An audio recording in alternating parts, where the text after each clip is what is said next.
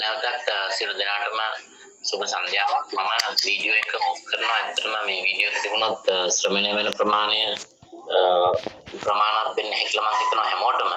නිවැරදිව හොඳ ශ්‍රවණයක් සඳහා මම හිතන්නේ අපි වීඩියෝ එක ඔෆ් කරත් හොඳයි. ඒකට වාට මම කියන දේ පැහැදිලිව තේරුම් ගන්න පුළුවන්.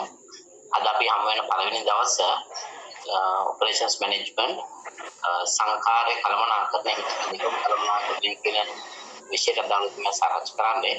දැනට ඔක්කොම 112 දෙනෙක් විතර ඉන්නවා. අප්ඩේෂන් එක පටන් ගමු. මොනවා හරි ගැටලුවක් තිබුණොත් ඔයාලට කතා කරන්න පුළුවන්. එතන මට chat කරන්න පුළුවන්. මේ ෆෝර්මල් මෙසේජ් එක නම් බලන්න පුළුවන්. හැමෝම සිංහල මාධ්‍ය කරන්නේ දැන් ඉංග්‍රීසි මාධ්‍යෙත් ඉන්නවද මෙතන? නන්දිනී. සිංහල මාධ්‍ය හොඳයි. ඔයාලා හැමෝම දන්නවා මේ බාහිර පාඨමාලාවට අදාළව BCom ඩිග්‍රී එකේ ඔයාලා එක්සල් ඩිග්‍රී එකේ තියෙන සෙකන්ඩ් ඉයර් තියෙන එක සබ්ජෙක්ට් එකක් තමයි ඔපරේෂන්ස් මැනේජ්මන්ට්. ඒකමත් වැදගත් විෂයක් කියලා මම හිතනවා. ඒ වගේම මේක ගොඩක් රසවත් විෂයක්, ඉන්ටරෙස්ටිං විෂයක්. දේශනේ අපි කරගෙන යනකොට ඔයාලට පැහැදිලි වෙයි මේ විෂය කොතරම් වැදගත් වෙනවද කියන කාරණේ සහ ඒක කොතරම් තමන්ට ආසාවක් ඇති වේද කියන එක ඉගෙන ගන්න. මම හිතනවා හැමෝම දැන් මේ පළවෙනි දවස් ඉන්නවා වගේම ඉදිරියටත් මේ ප්‍රමාණය දේශනයට සම්බන්ධ වෙනවා නම් මම හිතන්නේ ඒකට වඩාත් යෝග්‍යයි කියලා මම හිතනවා. මොකද මට තියෙන අත්දැකීම් තමයි සමහර අය මම දැන විවිධ හේතු නිසා පළවෙනි දවසේ තාමත් අධික සංඛ්‍යාවක් සහභාගී වෙනවා දේශනයට. පස්සේ සම්බන්ධන ප්‍රමාණය අඩු වෙනවා. ඔයාලට මේ විෂය ගැන හොඳ අවබෝධයක් ගන්න නම් උදැන දේශනයට දිගටම සහභාගී වීම අවශ්‍ය වෙනවා. මොකද මේ විෂයට අදාළ ගණනය කිරීම තියෙනවා, න්‍යායාත්මක කරුණු තියෙනවා. මම ගොඩක් දේවල් ප්‍රායෝගික උදාහරණ එක්ක තමයි සාකච්ඡා කරන්නේ. සම්ප්‍රදායික දේශන තත්ත්වෙන් බැහැරව ඔයාලට මේක තේරුම් ගන්න පුළුවන් විදිහට මේක ප්‍රායෝගික ඉතිරියම උදාහරණ අරගෙන ඒ නිසා මම හිතන්නේ දේශනෙට නිරන්තරයෙන්ම සහභාගී වෙනවා නම් ඔයාලට හොඳ දැනුමක් ලබාගෙන විභාගයට පැමිණෙන්න පුළුවන්. එහෙම නැතුව නිකන් මේ උපාධිය කරනවා කියන එක අපිට නිකන් හුඟක් හරි පාඩම් කරලා විභාගයෙන් ලියලා සාකච්ඡා කියන එක තරම් ඵලදායක නැහැ කියන එකයි මගේ හැඟීම. ඒ නිසා මගේ උත්තරම ශක්තිය දේශනය මම කරගෙන යනවා. ඒකට ඔයාලට දායක වෙන්න පුළුවන් නම් මම හිතන්නේ අපි Zoom වලින් කරා ඒ ප්‍රයෝජන ඔයාලට ගන්න පුළුවන්. මොකද අපි ෆිසිකල් ක්ලාස් එකේ වගේ අපිට මේ හරහා දැනුම ගැනීමේ හැකියාවක් තියෙනවා. පොඩි අඩුපාඩුකම් තියෙනවා. මට ඔයාලා හදන උත්තරයක් බලන්න බෑ. ඒ වගේ ගැටලු තියෙනවා. නමුත් ඔයාලා සැදුවීම මේකට ඉන්වෝල්ව් වෙනවා නම් සම්බන්ධ වෙනවා නම් නිකන් නෙමෙයි අත්‍තරම. ඒකට පොත්පත් අරගෙන කැම්පස්වල අරගෙන සම්බන්ධ වෙනවා නම් මම හිතන්නේ දේශනයේ තුල උපරිම ප්‍රයෝජන ගන්න පුළුවන්. මට පේනවා සමහර අය මයික් ඔන් කරලා තිනවා රන්දෙනි. ඔයාගේ මයික් එක මියුට් කරොත් හොඳයි. අන්මියුට් කරන්න ඕනේ. මොකද මේ මියුට් කරන්න හේතුව අනිත් පැයට ශ්‍රවණය වෙන ප්‍රශ්න අනික ඔයාලගේ පෞද්ගලික දේවල් කතා කරන දේවල් සියල්ලම අනිත් පැයට ඇහෙන නිසා. තවමත් මම හිතන්නේ රන්දෙනි කියන නමින් තියෙන්නේ මේ මයික් එක අන්මියුට් වෙලා තියෙන්නේ. ඒක මියුට් කරන්න මම ඔප්ෂන් වලට දීලා තියෙනවා. අතරම අස්තවල ඉන්ටර්නෙට් මයික් එක ඕන් කරලා කතා කරන්න. නමුත් අවශ්‍ය තැනදී විතරක් අයිමත් දැන් දෙහානේ වාගේ මයික් එකක් ඕන්ලා තියෙනවා. රයිට් අපි දේශනේ පටන් ගමු එහෙනම්. මම මුලින්ම මේ විෂය සම්බන්ධ හැඳින්වීමක් කරලා කතා කරන්නම්. විෂයට දාලා විෂය පතේ සම්පූර්ණ. එතකොට ඔයාලට දේශි විෂය තුල අධ්‍යයනය කරගෙන යන්න මම වීඩියෝ එක ඔෆ් කරනවා. ඔපරේෂන්ස් මැනේජ්මන්ට් එහෙම නැත්නම් අපි බොහෝ දෙනෙක් භාවිත කරන නම තමයි මෙහෙයුම් කළමනාකරණය. මෙහෙයුම් කළමනාකරණය කියන විෂය තාමත් වැදගත් වෙනවා ඕනම ව්‍යාපාර සංවිධානයකට ආයතනයකට දාලව. ඒ නිසා අපිට මේ විෂය මම හිතනවා ඔයාලට ඉගෙන ගැනීම උපාධිය ලබා ගැනීමට අමතරව පෞද්ගලිකව තමන් අනාගතයේ රැකියාවක් කිරීමේදී අතිශයින් වැදගත් වෙන විෂයක් කියන එකයි මගේ හැඟීම. මේ විෂය අපි සාමාන්‍යයෙන් මෙහෙයුම් කළමනාකරණය කියලා කිව්වත් මේක දාලා පාරිභාෂික වචනයක් තියෙනවා. මේ විෂය හඳුන්වන නම අපි හඳුන්වන්නේ සංඛාරය කළමනාකරණය. සංඛාරය කළමනාකරණය. ඒකත් මතක තියාගන්න. බොහෝ දෙනෙක් භාවිතය තුළ මෙහෙයුම් කළමනාකරණය කියන එක අපි යොදා ගන්නවා. ඒක වැරදි නැහැ. Operations management. නමුත් මේකට පාරිභාෂිත වචනය තමයි සංඛාරය කළමනාකරණය. මම දේශනේ පටන් ගන්න කලින් ඔයාලගෙන් කැමති ප්‍රශ්නයක් අහන්න. ඔයාලා ඔපරේෂන්ස් කියන කමතක් කරොත් කළමනාකරණය මැනේජ්මන්ට් මම ෆස්ට් ඉයර් වලදී ඉගෙන ගත්තා. මොකක්ද කළමනාකරණය කියලා කියන්නේ? ඒක ඔයාලා හොඳින් දන්නවනම් මට ඉතාමත් පහසුයි ඔපරේෂන්ස් මැනේජ්මන්ට් කියන එක නැත්නම් මෙහෙම කළමනාකරණය කියන එක විස්තර කරන්න. මොකක්ද කළමනාකරණය කියලා කියන්නේ? මම කැමති කීප දෙනෙක්ගේ අදහස් ඔයාලට අන්මියුට් කරලා තමන්ගේ අදහස් ඉදිරිපත් කරන්න පුළුවන්.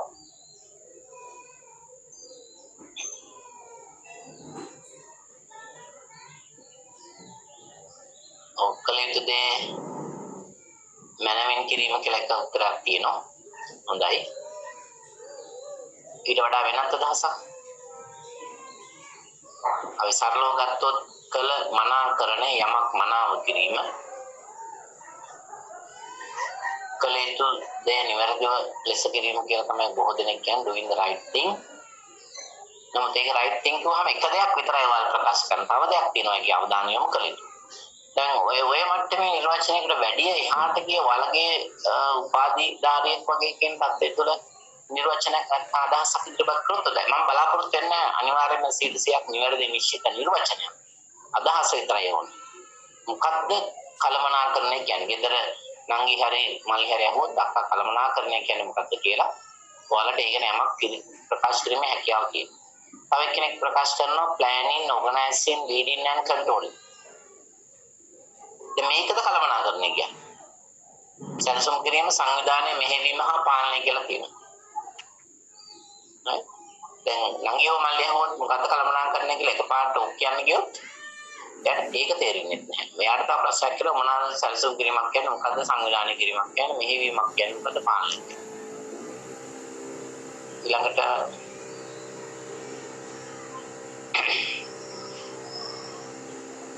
තවත් අපිට අදහස් කීපයක් එනවා. හරි කමක් නෑ මම පැහැදිලි කරන්නම් කාලය ගත වෙන නිසා. ඇත්තටම දැන් මේ අනේ වගේ ඔයාලගේ අදහස් වගේ දේවල් ගන්න තියෙන අවස්ථාවෙ තමයි Zoom ටෙක්නොලොජි එක කියන ප්‍රධාන ගැටලුවක් වෙන්නේ. දේශනය තුළ අපිට හැකියාව බාහිර භෞතික පාතින් නිසා කොහොමද දැන් කෙනෙක්ට ඕන මයික් එක අන්මියුට් කරලා තමන්ගේ අදහස් ප්‍රකාශ කරන්න පුළුවන්. හැමෝටම ඉතින් ඇහෙනවා. ඒක ප්‍රශ්නයක් නැහැ. හොඳයි දැන් මේකෙන් අපි තේරුම් ගන්න ඕන මම කළමනාකරණය ගැන දීර්ඝවශයෙන් කතා කරන්න යන්නේ මොකද ඔපරේෂන්ස් මැනේජ්මන්ට් මාතෘකාව මම ඒකට ප්‍රවේශ වීම සඳහා විතරයි කෙටියෙන් පැහැදිලි කරන්න උත්සාහ කරන්නේ. අපි සරලව කියනවා කළ මනාකරණ කළමනාකරණය ගොඩක් දෙයක් කිව්වොත් කළ මනාකරණ යමක් මනාව කිරීම විතරක් කිව්වට ප්‍රමාණවත් නැහැ. අපි හරි දේ කරන්න ඕන අවම පිළිවෙලකින් කරන්නත් ඕනේ. doing right thing at minimum cost. නමුත් මම හිතන්නේ වඩාත් යෝග්‍යයි ඊට එහාට ගිය නිර්වචනයකට ගියොත් අපි දන්නවා අපි හැමෝටම අවශ්‍යතාව මොනවා තියෙනවා. ඒ සඳහා අපි විශේෂයෙන්ම සම්පත් භාවිතා කරනවා. මේ සම්පත් වල ඉගෙන ගන්නවා ආර්ථික විද්‍යාවේ හිග සම්පත් කියලා. එහෙනම් හිග සම්පත් භාවිතා කිරීම තුළින් අපේක්ෂිත අරමුණු පරමාර්ථ ඉටු කර ගැනීම සඳහා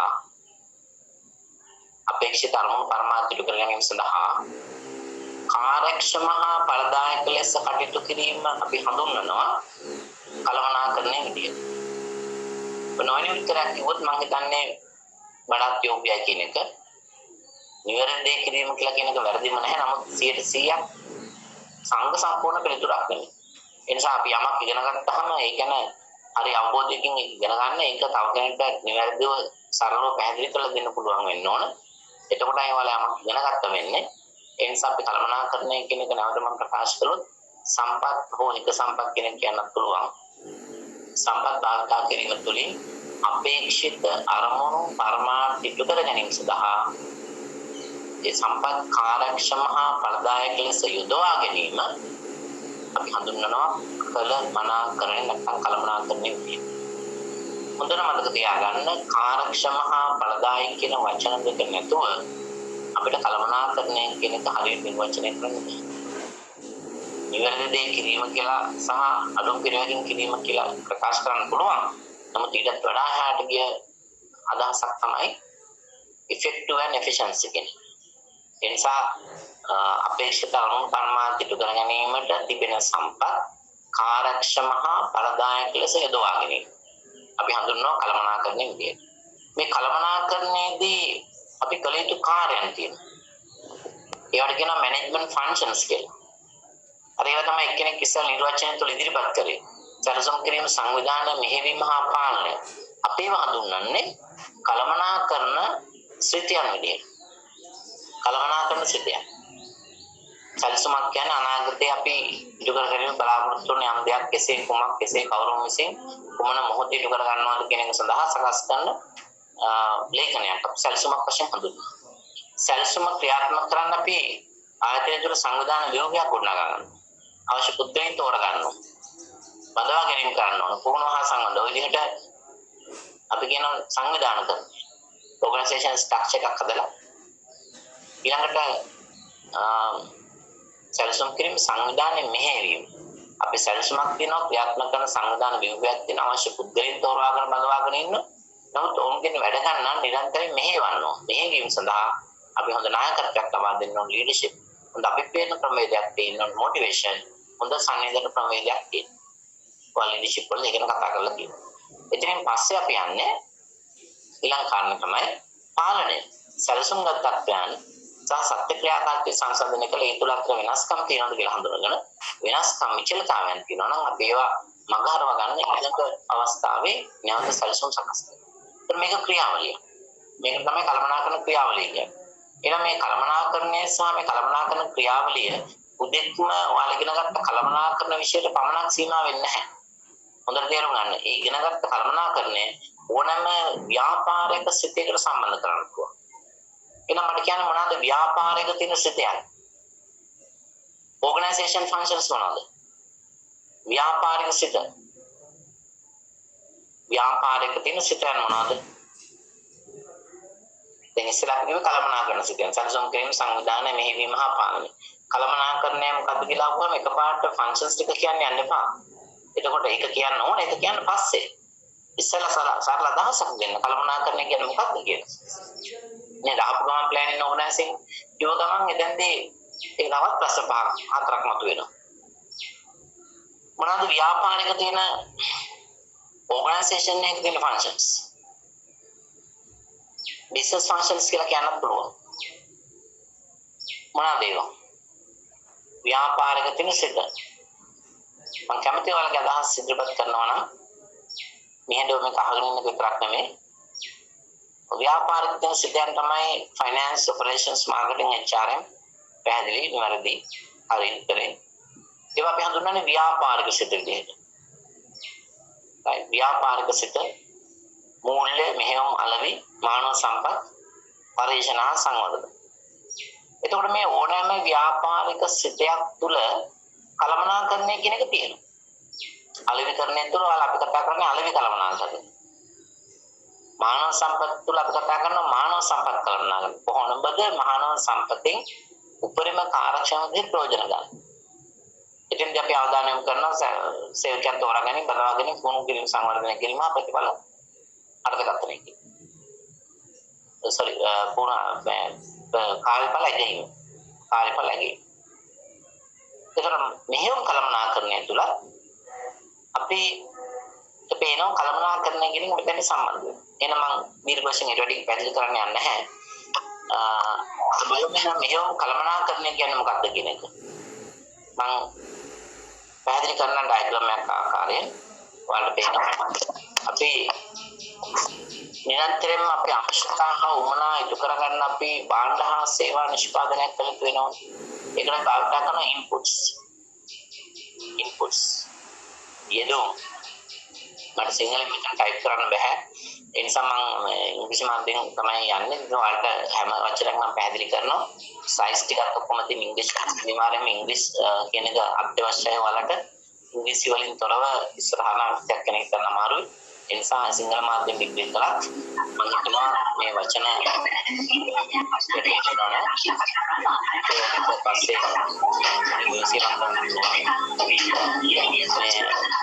දෙන්නෙක් දැන්ට මයික් ඔන් කරගෙන ඉන්නේ දෙන ඒක මියුට් කරොත් හොඳයි නැත්නම් මලක ඔක්කොම සම්පූර්ණ අවශ්‍ය කෙනෙක් ෆෝන් එකකින් ඔක්කොම බලන්න ඒ මයික් එක ඔෆ් කරා මුලින්ම කිව්ව එක දැන් මේ අත්‍රේක ශබ්ද ගොඩක් එනවා මම වීඩියෝ එකත් ඔෆ් කරේ එකයි ඒ නිසා හැමෝම මේ මයික් එක මියුට් කරලා තියන්න දැන් මට වෙනවා මියුට් කරන්න එතකොට මොකද ඔයාලා හදිසි ප්‍රශ්නයක් අහන්න බැහැ right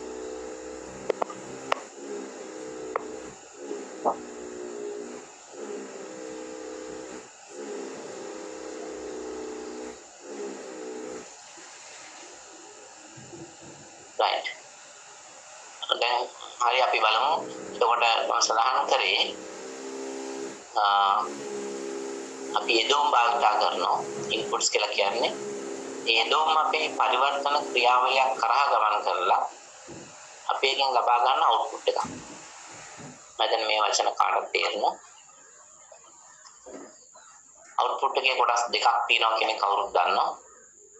එකක් තමයි මොනවාද අවුට්පුට් එකේ කොටස් දෙක?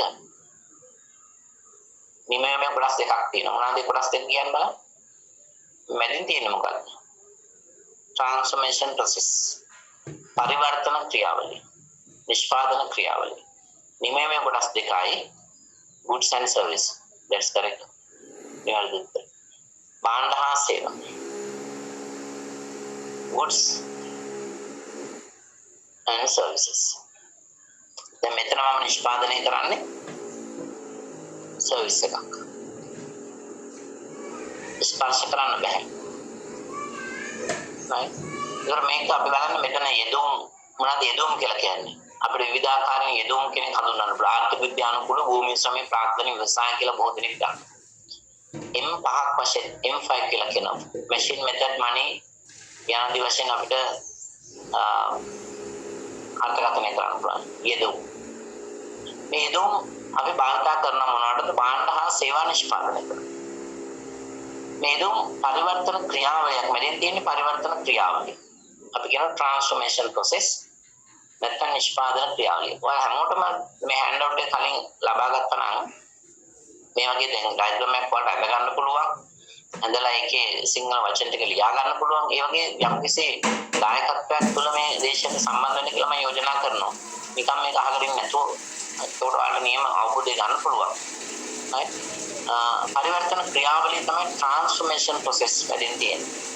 අපස්සේ කියන දීර්ඝ වශයෙන් කතා කරන දැනට කෙටියෙන් පරිවර්තන ක්‍රියාවලිය. මේ පරිවර්තන ක්‍රියාවලියෙන් පස්සේ තමයි අපිට නිමයුම ලැබෙන්නේ. නිමයමේ කොටස් දෙකයි ස්පර්ශ කළ හැකි භාණ්ඩ ස්පර්ශ කළ නොහැකි සේවා. දැන් අපි ඔපරේෂන්ස් මැනේජ්මන්ට් වලදී මොකද්ද කතා කරන්නේ? මම කෙටියෙන් ගන්න ඔපරේෂන්ස් මැනේජ්මන්ට් අපි OM කියලා කියන්නේ. short term එක ඔපරේෂන්ස් මැනේජ්මන්ට්. නම් කොහොමද අපි මෙහෙයුම් කළමනාකරණය කියන එක නිර්වචනය කරන්නේ? මම එක්සෙල් එකව කළමනාකරණය හොඳින් දන්නවනේ ඊටම පහසුවෙන් නිර්වචනය කරගන්න. කළමනාකරණය කියන එක හැම ව්‍යාපාර ශිතයකටම සහ වෙනත් බොහෝ දේවල් වලට සම්බන්ධයි. අපි දැන් කතා කරනවා කාල කළමනාකරණය. time management. කාල කළමනාකරණය කියන එක ව්‍යාපාරික ශිතයක් නෙමෙයි. ඉස්සරහට කතා කරන්න මේ water management. ජල කළමනාකරණය. අද හැම දෙයක්ම කළමනාකරණය කරන්න ගත්තටපත් වෙලා තියෙනවා. පරිසර කළමනාකරණය. ඔය විදිහට මේ කළමනාකරණය කියන එක හැම පැත්තටම දැන් ගිහිලා තියෙනවා. ඒ අනුව මේ ඔපරේෂන්ස් මැනේජ්මන්ට් වලදී අපි දීර්ඝ වශයෙන් සාකච්ඡා කරන්නේ යෙදුම් භාවිතා කිරීම තුළින් ඉහළ ඵලදායකත්වයට අපේක්ෂිත නිමවුමක් ලබා ගැනීම සඳහා පරිවර්තන ක්‍රියාවලිය කාර්යක්ෂම හා ඵලදායක ලෙස ක්‍රියාවට නැංවීම කොහොමද කරන්නේ කියන කාරණේ පිළිබඳව කතා කරන විෂය අපි හඳුන්වනවා මෙහෙයුම් කළමනාකරණය විදියට.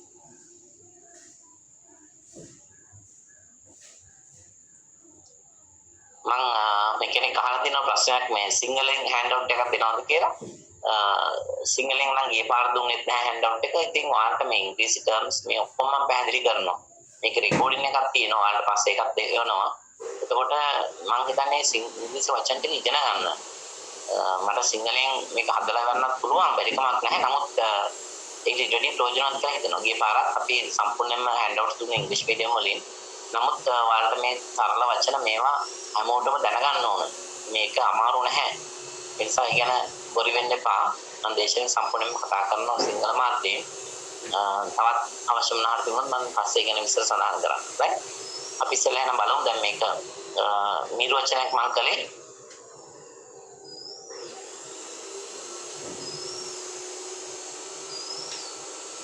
මේ යෙදුම් භාවිතා කිරීම තුළ දැන් මේක වලින් ලියා ගන්න පුළුවන් ඕන නම් මේ නිර්වචනය. right? මොකද්ද මෙහෙම කළමනාකරණය කියන්නේ? ඒක තමයි හෑන්ඩ් අවුට් එක. විශ්වවිද්‍යාලයක ළමයින්ට නෝට්ස් ලියන්න දෙන්නේ නැහැ. ඒක තමයි විශ්වවිද්‍යාලයක් කියන්නේ. ඒ ලෙවල් ක්ලාස් එකකගේ නෝට් ලියාගෙන එහෙම අවශ්‍ය නැහැ. ඔයාලා නෝට් එක ලියා ගන්න. ඒ තුලින් ඔයාලගේ යම් දෙයක් හිතලා අදහසක් ලිඛිතව ප්‍රකාශ කිරීමේ ශක්තිය වර්ධනය වෙනවා. ඒකත් අවශ්‍ය දෙයක්. නැත්තම් විභාගීලත් ලියා ගන්න වාක්‍ය ගලපන්න දන්නේ නැහැ. ඒ නිසා මේ නෝට් එක තමයි ලියා ගන්න පුළුවන්. මේක මේ හෑන්ඩ් අවුට් එක මම මේ ප්‍රකාශ කරන දේවල් බලලා අපි ඉගෙන ගන්න කාලේ විශ්වවිද්‍යාලේ දේශනය කරගෙන යනවා. නෝට් එකක් කිසිසේත්ම දෙන්නේ නැහැ. මේ වගේ අතරේක මොනවාරි හෑන්ඩ් අවුට් එකක් දුන්නොත් විතරයි. එතකොට අපි දේශනය සම්පූර්ණ ලියා ගන්නවා. අහගෙන ඒක ලියා ගන්නත් ඕනේ. ඒ නිසා ඔයාලට එහෙම කරන්න පුළුවන්. 100ට මම මේ කියන හැම දෙයක්ම ලියන්න අවශ්‍ය නැහැ. දැන් මෙතනදී රෙකෝඩින් ෆයිල් එකක් දෙන නිසා ඔයාලට ඒක නැවත ශ්‍රවණය කරන්නත් පුළුවන්. ඒ නිසා පාස්වෙන් නෝට් එක හදාගෙන යන්න කියන්නේ ඒ තුලින් තමයි මම නම් දකින විදිහට සත්‍ය වශයෙන්ම සබ්ජෙක්ට් එක වල හරියට ඉගෙන ගන්න. බොහෝ දෙනෙක් කම්ප්ලීට් තියෙනවා අපි දන්නවා. මම දැනගෙන තියෙනවා විශ්වවිද්‍යාලේ මේ දේශනවලදී ළමයි මේක හරියට ප්‍රයෝජන ගන්න නැහැ කියලා හිතනවා. ඒක ප්‍රයෝජන ගන්න ඔයාලා දේශන සම්බන්ධ වෙන්න ඕනේ. දේශන සම්බන්ධලා සත්‍ය වශයෙන් මේකට ඉන්නෝල් වෙලා වැඩ කරන්න ඕනේ. එහෙම කරේ නැත්නම් මේකේ අවුට්පුට් එක සත්‍ය වශයෙන්ම අපි හිතන අපේක්ෂිත පරමාර්ථ ඉෂ්ට වෙන ආකාර එකක් නෙමෙයි. නිකන් නමට උපාධි සාහිතික විතරයි. ඒ නිසා ඒකට අත්‍යවශ්‍යපත් වෙන්න එපා. මම තාමත් සරලව පැහැදිලිව මේක දේශනය කරා යන්න. ඇක්ටිවිටිස් අපිට ගොඩක් කරන්න පුළුවන්. ප්‍රායෝගික උදාහරණ ගන්න පුළුවන්. එතකොට ඔයාලට මේක කිසි අපහසුතාවකින් තොරව විශේෂ ඉගෙන ගන්න පුළුවන් කියන එකයි මගේ හැඟීම. ඊට බලමු නැවතත් නිර්වචනය. right? අපි කතා කරන්නේ නිර්වචනය. යෙදුම් භාවිතා කිරීම තුළින් ඉහළ අපේක්ෂිත ඵලදායකත්වයක යුතු නිමවමක් ලබා ගැනීම සඳහා ඉහළ අපේක්ෂිත ඵලදායකත්වයක යුතු නිමවමක් ලබා ගැනීම සඳහා මෙන්න මේ මැදින් තියෙන ක්‍රියාවලිය පරිවර්තන ක්‍රියාවලිය කාර්යක්ෂම හා ඵලදායක ලෙස ක්‍රියාවට නංවන්නේ කොහොමද කියන කාරණය පිළිබඳව කතා කරන විෂය තමයි ඔපරේෂන්ස් මැනේජ්මන්ට් කියන්නේ. මේව කල්පනා කියන්නේ පරිවර්තන ක්‍රියාවලිය කාර්යක්ෂම හා ඵලදායක ලෙස ක්‍රියාවට නැංවීම. එන පරිවර්තන ක්‍රියාවලිය තුළ කාර්යක්ෂමතාවය සහ ඵලදායීතාවය ඇති කරන්න නම් අපි එතනදී අවධානය යොමු කළ යුතු මාතෘකා සංකල්ප න්‍යායන් රාශියක් තියෙනවා. ඒ තමයි ඔපරේෂන්ස් මැනේජ්මන්ට් වලදී අපි දැන් මේ ඉගෙන ගන්න යන්නේ. මේ පරිවර්තන ක්‍රියාවලියේ කාර්යක්ෂමතාවය සහ ඵලදායීත්වයක් ඇති කරන්න අපි අවධානය යොමු කළ යුතු මාතෘකාව සංකල්ප න්‍යායන්. ඒක තමයි ඔයාලගේ කන්ටෙන්ට් එක ඇත්තට. සිලබස් එක. මම මේ ගමම සිලබස් එකේ මාතෘකා ටිකක් කෙටියෙන් පරිපැහැදිලි කිරීමක් කරන් යන්න. ඒතකොට ඉගෙන ගන්න කලින් මාතෘකාව ගැන අවබෝධයක් තියෙන එකත් හොඳයි. ප්‍රධාන දේවල් ඔක්කොම විස්තර කරන්න යන්නේ නැහැ. අපි ඊට පස්සේ පළවෙනි මාතෘකාවෙන් දීප් වශයෙන් සාකච්ඡා කරගෙන යමු. ඔයාලා මුලින්ම දැනගන්න ඕනේ introduction of the operations management. මෙහෙම කළමනාකරණයේ හැඳින්වීම. පළවෙනි මාතෘකාව. ඒක යටතේ අපි කතා කරනවා introduction එක යටතේ operations management අපිට කතා කරන්න පුළුවන් මෙහෙම කළමනාකරණය කියන්නේ මොකක්ද? ආයතනයක ව්‍යාපාරයක තියෙන සිත අතර මෙහෙම කළමනාකරණ හිමි ස්ථානය මොකක්ද? ව්‍යාපාරික සිතෙන් අදාළව මෙහෙම කළමනාකරණ හිමි ස්ථානය මොකක්ද? පරිවර්තන ක්‍රියාවලිය කියන්නේ මොකක්ද? පරිවර්තන ක්‍රියාවලියේ ස්වභාවයන් මොනවද? ඒකේ නිමවමේ කොටස් දෙකක් තියෙනවා goods and service භාණ්ඩ හා සේවා. භාණ්ඩ හා සේවා අතර වෙනස්කම් මොනවද? ඊළඟට ආයතනයක තියෙන ව්‍යාපාරික තියෙන සිතයන්ගෙන් වඩා වැදගත් සිතේ මොකක්ද? කළමනාකරන ක්‍රියාවලිය කොහොමද මෙහෙම කළමනාකරනත් එක්ක සම්බන්ධ වෙන්නේ? අවසාන වශයෙන් historical development of the process management. සංඛාර කළමනාකරන නැත්නම් මෙහෙම කළමනාකරන කියන විෂය අද තියෙන තත්ත්වය දක්වා වර්ධනය වෙච්ච ඓතිහාසික විකාශනය විශේෂ අවස්ථාවක්. මුලින්ම මේ විෂය කොහොමද පටන් ගත්තේ, කොහොමද ඒක වර්ධනය වුනේ, අද තියෙන තත්ත්වය දක්වා වර්ධනලා තියෙන පියවරයන්, ප්‍රධාන පියවර ටික අපි දැනගන්න ඕනේ. ඕනෑම විෂයක් අධ්‍යයනය කරනකොට ඒක ගැන අවබෝධයක් තියෙනවා නම් මම දැන් ඒක හරි වටිනවා. ඊළඟ දෙවෙනි කාරණය, දෙවෙනි මාතෘකාව අපිට කතා කරන්න පුළුවන් operation strategy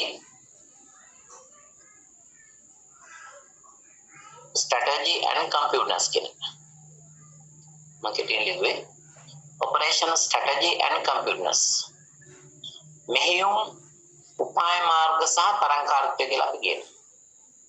මෙහෙයුම් උපාය මාර්ග සහ තරංකාරීත්වය. අපි දන්නවා ස්ට්‍රැටජි කියනවා අතිශයින්ම වැදගත්. උපාය මාර්ග අපි නිරන්තරයෙන් විවිධ කාර්යයන් සඳහා උපාය මාර්ග භාවිත කරනවා. ඔයාලා විශ්වවිද්‍යාලය ආවනම් 80% ඇටෙන්ඩන්ස් තියෙන්න ඕන කියලා තියෙනවා. නමුත් අපි දන්නවා ශිෂ්‍ය උපාය මාර්ග භාවිත කරනවා. 80% අවශ්‍යතාව සම්පූර්ණ කරන්න යාළුවෙක්ට කියලා සමාන අක්ෂර දානවා. පන්ති 200ක් විතර ඉලියොත් අපිට කවුන්ට් කරන්න බෑ. සිග්නේචර් ගන්නයි, ඉන්ස්ට්‍රක්ෂන්ස් ගන්නයි. ඒ නිසා කොහොමද එකෙන් ප්‍රයෝජන ගන්නවා. අපි දන්නවා මෙහෙම ශිෂ්‍ය උපාය මාර්ග යොදා ගන්නවා කියලා. සමහර අය දේශනට එනවා අස්සම් කරලා ගෙදර යනවා. මාර්ගස්ත වෙනවා. දේශනේ නැහැ. නේද? ඒ නිසා ඉතින් මම දන්නේ දැනුම එයාට ලැබෙන්නේ කොහොමද කියලා. දැන් මේ දේශනෙත් මම දකි ඉස්සරහට දැන් මේ දැන්ට නම් 190ක් මම නැතුව 189ක් දැන්ට සම්බන්ධ වෙලා තියෙනවා. නමුත් මේකට වැඩි ළමයි සංඛ්‍යාවක් ඉන්නවා. කොහොමවත් විවිධ ගැටලු ප්‍රශ්න තියෙනවා මම එකක් දන්නවා. නමුත් ඉස්සරහට මේ සංඛ්‍යාව ඉන්නවා නම් තමයි වඩාත් යොගු වෙන්නේ. ඒත් මේ මම කතා කළේ උපාය මාර්ග. උපාය මාර්ග අපි අලෙවිකරණය තුළ ඊළඟට මානව සම්පත් කළමනාකරණය තුළ මූල්‍ය කළමනාකරණය තුළ ඔය හැමතැනම උපාය මාර්ග භාවිත කරනවා. ඔයාලත් උපාය මාර්ග භාවිත කරනවා කියලා මම කිව්වා. ඒ විතරක් නෙමෙයි මෙහෙයුම් කළමනාකරණයට අපි උපාය මාර්ගය දාගන්න. එහෙනම් මෙහෙයුම් උපාය මාර්ග කොහොමද අපි ඩෙවලොප් කරන්නේ? Operation strategy. අපි දැන් කතා කරනවා overall strategy how to convert as operation strategy. ආයතනයේ තියෙන සංයුක්ත උපාය මාර්ග කොහොමද මෙහෙම උපාය මාර්ග බවට පරිවර්තනය කරන්නේ? ඒ ක්‍රියාපිළිවෙල ගැන කතා කරමු. ඊළඟට අපි සාකච්ඡා කරනවා තරංකාරී පැතිකඩ competitive dimensions කියලා. ඕනම ආයතනයක් තමන්ගේ තරං කරන අභිබව වෙළඳපොළ කොටස වැඩි කරගන්න භාවිත කරන පැතිකඩ හතරක් තියෙනවා. competitive dimensions නැත්නම් competitive priorities කියලා කියනවා. cost, quality, delivery time and flexibility කියලා කියනවා. පිරිවැය, ගුණත්වය, වෙදාහැරීමේ වේගය සහ නම්‍යතාවය කියලා තමයි අපි dimensions හතර පැතිකඩ හතර හඳුනගන්නේ. ඒක ගැන අපි දීර්ඝ වශයෙන් කතා කරනවා. උදාහරණයක් එක්ක. ඊළඟට අපි කතා කරනවා සංකල්පයක් order winner and order qualifier. සුස්කම් ලද්දා සහ දිනුම් කරුවා.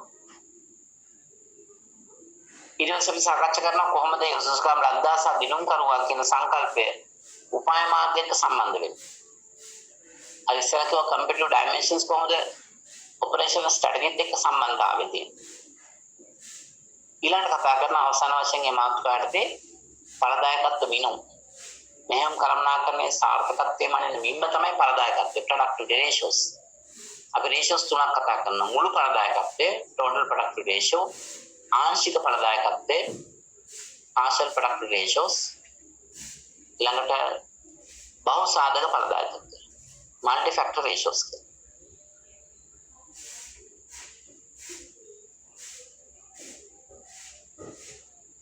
එතකොට ඊට අමතරව කතා කරන ඵලදායකත්වයේ කෙරෙහි බලපාන සාධක සහ ඵලදායකත්වය වැඩි කරන්න අවශ්‍ය නම් මොනවාද ගත යුතු ක්‍රියාමාර්ග. ඒක තමයි දෙවෙනි මාතෘකාව. මම කෙටියෙන් කතා කරන්න යන්නේ. තුන්වෙනි එක product design and development. product design and development. manufacturing කියලා ගන්න ඇත්තටම භාණ්ඩයකට අදාළයි. manufacturing, product design and development, manufacturing කියලා අපිට ඔබ්ජෙක්ට් කරන් තියෙන්නේ නිෂ්පාදිතයක් නිර්මාණය හා සංවර්ධනය කිරීම. නිෂ්පාදිතයක් කියවහම භාණ්ඩ හා සේවා දෙකම එනවනේ. අපි එතෙන්දි ගන්නේ විශේෂයෙන්ම වෙනම කතා කරනවා භාණ්ඩ පිළිබඳව. මොකද කලින් පළවෙනි මාතෘකාවේ අපි කිව්වා භාණ්ඩ හා සේවා කියන්නේ දෙකක්. ඒ තුල වෙනස්කම් තියෙන නිසා එකම ක්‍රමවේදය දෙකටම ගැලපෙන්නේ නැහැ. එහෙනම් මුලින් බලන්නේ කොහොමද ස්පර්ශ කළ හැකි භාණ්ඩයක් නිර්මාණය කරන්නේ සහ සංවර්ධනය කරන්නේ. භාණ්ඩයක් නිර්මාණය කිරීමේ ක්‍රියාවලිය කතා කරනවා. පියවර 8ක් තියෙනවා. idea generation අදහසක් ඇති කර ගන්න ඕන. advanced product planning, advanced product design, detail engineering design, production process design and development, product evaluate and improvement, finally use and support. ඔන්න පියවර 7 අදහසක් ඇති කර ගන්න ඕන මුලින්ම. ඊට පස්සේ advanced product planning උසස් නිෂ්පාදන නිර්මාණය කිරීම, product design නිෂ්පාදිතය product design නිෂ්පාදිත නිර්මාණය කරන්න ඕන. ඊට පස්සේ ඒකට තාක්ෂණික ගැප් කරන්න ඕන. නිෂ්පාදන ක්‍රියාවලිය නිර්මාණය හා සංවර්ධනය ඔය ආදී විදිහට පියවර 7කින් අපි කතා කරනවා. එතෙන්දි පැහැදිලි කරන්න. ඒ වගේම එතෙන්දී අපි කතා කරනවා මේ නිෂ්පාදිතයක් නිර්මාණය හා සංවර්ධනය සඳහා භාවිත කළ හැකි ශිල්ප ක්‍රම. අලුතෙන් භාණ්ඩයක් එල්ලපට හඳුන්වා දෙනකොට ඒ නිර්මාණ කටයුතු සඳහා භාවිත කළ හැකි ශිල්ප ක්‍රම තියෙනවා. රාශියක් තියෙනවා. අපි ඒවා කියන්නේ කතා කරන්නේ. එකක් තමයි concurrent engineering, සමාන්තර ඉංජිනේරුකරණය. quality function deployment, ගුණාත්මක සිත විහිදුම. value analysis, value engineering, වටිනාකම් විශ්ලේෂණය සහ වටිනාකම් අගය කිරීම. design for environment, පරිසර හිතකාමී නිෂ්පාදනයක් නිර්මාණය කිරීම. design for easy manufacturability and assembly, නිෂ්පාදන ක්‍රියාවලිය පහසු විදිහට නිෂ්පාදිත නිර්මාණය කිරීම. right? නිෂ්පාදන ක්‍රියාවලිය පහසු වෙන්නත් ඕනේ. භාණ්ඩය හදන ක්‍රමවේදයේ පහසු විදිහට ප්‍රොඩක්ට් එක ඩිසයින් කරන්න. ඊළඟට ස්ටෑන්ඩර්ඩයිස් ප්‍රොඩක්ට් ප්‍රමිතගත නිෂ්පාදනයක් බිහි කිරීම. Robot design, modular design, product life cycle, අලුතෙන්ම භාවිත කරන තවත් එකක් තියෙනවා CAD සිස්ටම්, පරිගණක ආධාරක නිර්මාණය. ප්‍රොඩක්ට් ලයිෆ් සයිකල් කියන එක ඔයාලා දන්නවා. නිෂ්පාදිතයක ජීවන චක්‍රය එකක් භාවිත කරලා හැකි ශිල්ප ක්‍රමයක් තියෙනවා. මේ ශිල්ප ක්‍රම කොහොමද නිෂ්පාදනයක් නිර්මාණය කිරීමට යොදවා ගන්න කියන කාරණේ අපි කතා කරමු. ඊට අමතරව මේ මාතෘකාව තුන කතා කරන ප්‍රොඩක්ට් ඩිසයින් මෙට්‍රික්ස් කියලා න්‍යාසයක් පිළිබඳව. සාවසානයේදී ෆ්ලෝ chart. ෆ්ලෝ chart කියලා කියන්නේ අපිට නිෂ්පාදන භාණ්ඩයක් නිෂ්පාදනයේ සම්බන්ධ සමස්ත ක්‍රියාවලිය නිෂ්පාදන ක්‍රියාවලිය අපිට රූපාන් ෆ්ලෝ chart එකක් විදිහට ප්‍රවාහසරණක් වශයෙන් ඉදිරිපත් කරන්න පුළුවන්. ඒක ඇයි අපි එහෙම කරන්නේ? ඒකේ වැදගත්කම මොකක්ද කියන කාරණේ ගැන සාකච්ඡා. ඊළඟට අපිට ගන්න පුළුවන් හතරවෙනි කරුණ process selection, ක්‍රියාවලිය තෝරා ගැනීම. process selection, ක්‍රියාවලිය තෝරා ගැනීම. ඉතින් අපි ගන්නේ manufacturing. ඉස්සෙල්ලාම ගන්නේ manufacturing කියන්නේ භාණ්ඩ වලට අදාළ ස්පර්ශ කළ හැකි භාණ්ඩ සම්බන්ධයි. දැන් භාණ්ඩයක් හදන විවිධ ක්‍රියාවලි තියෙනවා. අපි මොන ක්‍රියාවලිය තෝරගන්නේ? අපි මේ මාතෘකාවේ කතා කරනවා type of process, ක්‍රියාවලි වර්ග, process flow structures, ක්‍රියාවලි ප්‍රවාහ ව්‍යුහයන් කියන්නේ මොනවද? ප්‍රධාන ක්‍රියාවලි ප්‍රවාහ ව්‍යුහ හතරක් තියෙනවා. කාර්ය නිෂ්පාදනය, කාණ්ඩ නිෂ්පාදනය, අඛණ්ඩ ප්‍රවාහ, එකලස් කිරීම, අනිව ගැන කතා කරනවා අපි. ඊළඟට අපිට කතා කරන්න පුළුවන් break even analysis කියන එක, සමච්ඡේද විග්‍රහය. අපි භාවිත කරන break even analysis කියන එක විශේෂයෙන්ම හොඳම ක්‍රියාවලිය තෝරගන්න tool එකක් විදියට. ඔයාලා break even point කියන එක අහලා ඇති. මොකද්ද සමච්ඡේද ලක්ෂ්‍ය කියලා කියන්නේ? break even point. සමච්ඡේද ලක්ෂ්‍ය කියන්නේ මොකක්ද? කරන්න කියන පොරොන්දු සමාදාසක්. සමච්ඡේද ලක්ෂ්‍ය. break even point.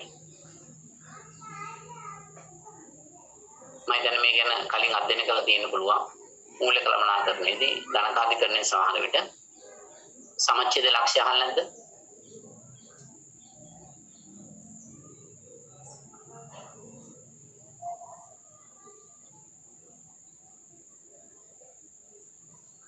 ලාභ හෝ අලාභ නොමැති අවස්ථා. මොකක්ද ඒ අවස්ථාව? දෙන්නෙක් මලියලා තියෙන ලාභ අලාභ නොමැති අවස්ථාව කියලා. නවෝද? මොකක්ද ඒ අවස්ථාව? මේ දැන් දෙක තියෙන්නේ නැත්නම් කොයි වෙලාවෙත් තිබ්බේ? මට පේනවා මේ උත්තර කම්ප්ලීට් නැහැ. අපි උත්තරයක් දෙනකොට දැන් මේක ප්‍රශ්නයක් කරගන්න එපා. මේ එහෙම දුන්නේ කාරි ගොඩක් හොඳයි. නමුත් 100ක් නිවැරදි නෑ. අපි කම්ප්ලීට් ආන්සර් එකක් දෙන්න පුරුදු වෙන්න. හරියට. break even point සමච්ඡේද ලක්ෂ්‍ය. ලක්ෂ්‍ය කිව්වම අවස්ථාව කියලා කියන එක වැරදිම නැහැ. නමුත් මම හිතන්නේ කාටවත් පාසෙන් තේරුම් ගන්න පුළුවන් විදිහට කිව්වොත් හොඳයි. ලාභ හෝ පාඩු නොමැති ප්‍රමාණයක් තමයි නිරූපණය කරන සමච්ඡේද ලක්ෂ්‍ය විදිහට. quantity එකක්. අපි හදන නිෂ්පාදන ප්‍රමාණයක්. ඒ ප්‍රමාණය තුල ලාභත් නැහැ පාඩුත් නැහැ. සමහර අය උත්තර දෙනවා ලාභත් පාඩුත් නැති කියලා විතරක් කියනවා. ඒතර මට අහන්න දෙනවා නැත්නම් මේක ව්‍යාපාරයක් කරාද කියලා. ලාභ හෝ පාඩු නැති කිව්වහම එකපාරට අහන්න දෙන්නේ ව්‍යාපාරයක් කරන්නේ. ඇත්තටම සමච්ඡේද ලක්ෂ්‍ය කියලා කියන්නේ අපිට සරලව ඇඳලා පෙන්වන්න පුළුවන්. සමච්ඡේද ලක්ෂ්‍ය කියන්නේ අපි එක පැත්තකට ගන්නවා cost එක සහ revenue එක අනිත් පැත්තට ගන්නවා quantity. right ප්‍රමාණය පැත්තට ගන්නේ ආදායම සහ revenue කියන්නේ ආදායම ඒකම අපි ගන්නවා cost එක පිරිවැය. අනිත් පැත්තට ගන්නවා quantity. Q නැත්නම් D. එතකොට සාමාන්‍ය revenue එක quantity එක වැඩි වෙනකොට ආදායමත් ඒ හා සාපේක්ෂව වැඩි වෙනවා. නිෂ්පාදන පිරිවැයත් එහෙමයි. හැබැයි පිරිවැය පටන් ගන්න මුල් ලක්ෂ්‍ය නෙමෙයි. පිරිවැය පටන් ගන්න මේ වගේ තමයි. ඒක හේතු තමයි ස්ථාවර පිරිවැයත් එක්ක තමයි විචල්‍ය පිරිවැය එකතු කරලා මුල් පිරිවැය හැදෙන්නේ. ඒත් මේකේ මෙන්න මේ එන ඡේදන වෙන තැන අගය තමයි අපි හඳුන්වන්නේ ඡේදන වෙන තැන අගය අපි හඳුන්වනවා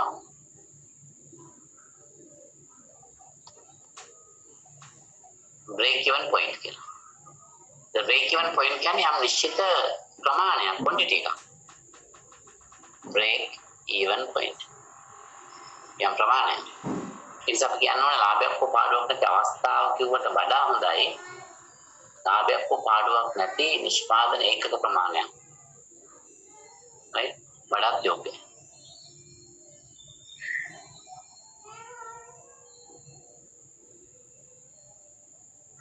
එතකොට මෙතනදී අපි දන්නවා එක පැත්තක මේ පැත්තේ තියෙන ආදායමට වැඩි වියදම අඩු නිසා මේ පැත්තේ ලාභය මේ පැත්තේ තියෙන අලාභය.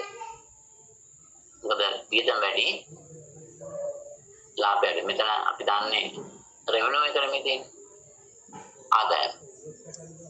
මේ තියෙන්නේ cost එක. total cost එක TC. total cost. right. එතකොට අපි කතා කරනවා මේ break even point එක විතරක් නෙමෙයි අතරම break even analysis කියලා එකක්. මොකද අපි ඒක use කරන්නේ මුදම ක්‍රියාවලිය තෝරගන්න. ඊළඟ පස්වෙනි මාතෘකාව වශයෙන් අපි ගන්නේ product design and development process selection services කියන්නේ.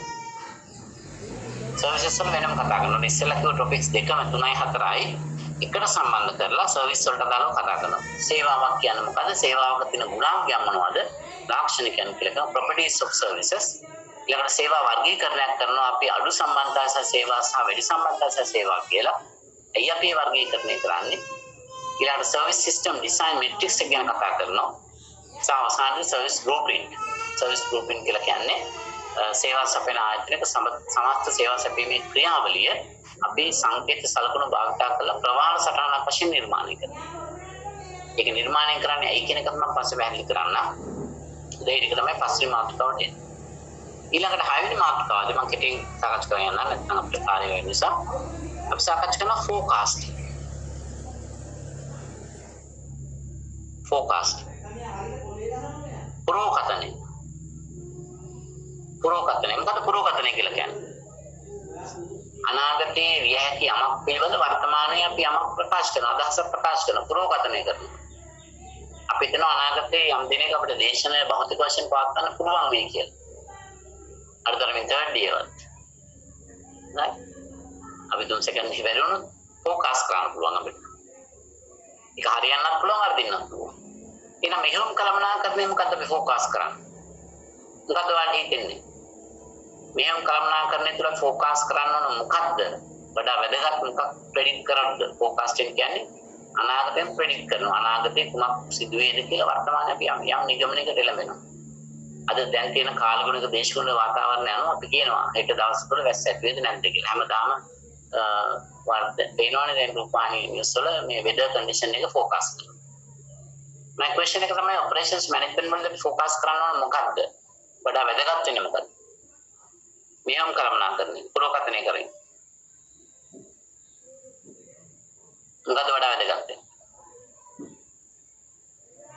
මම ફોකස් කරා කලින් ඔයාලා බ්‍රේක් ඉවන් පොයින්ට් එක හරියටම දන්නවා.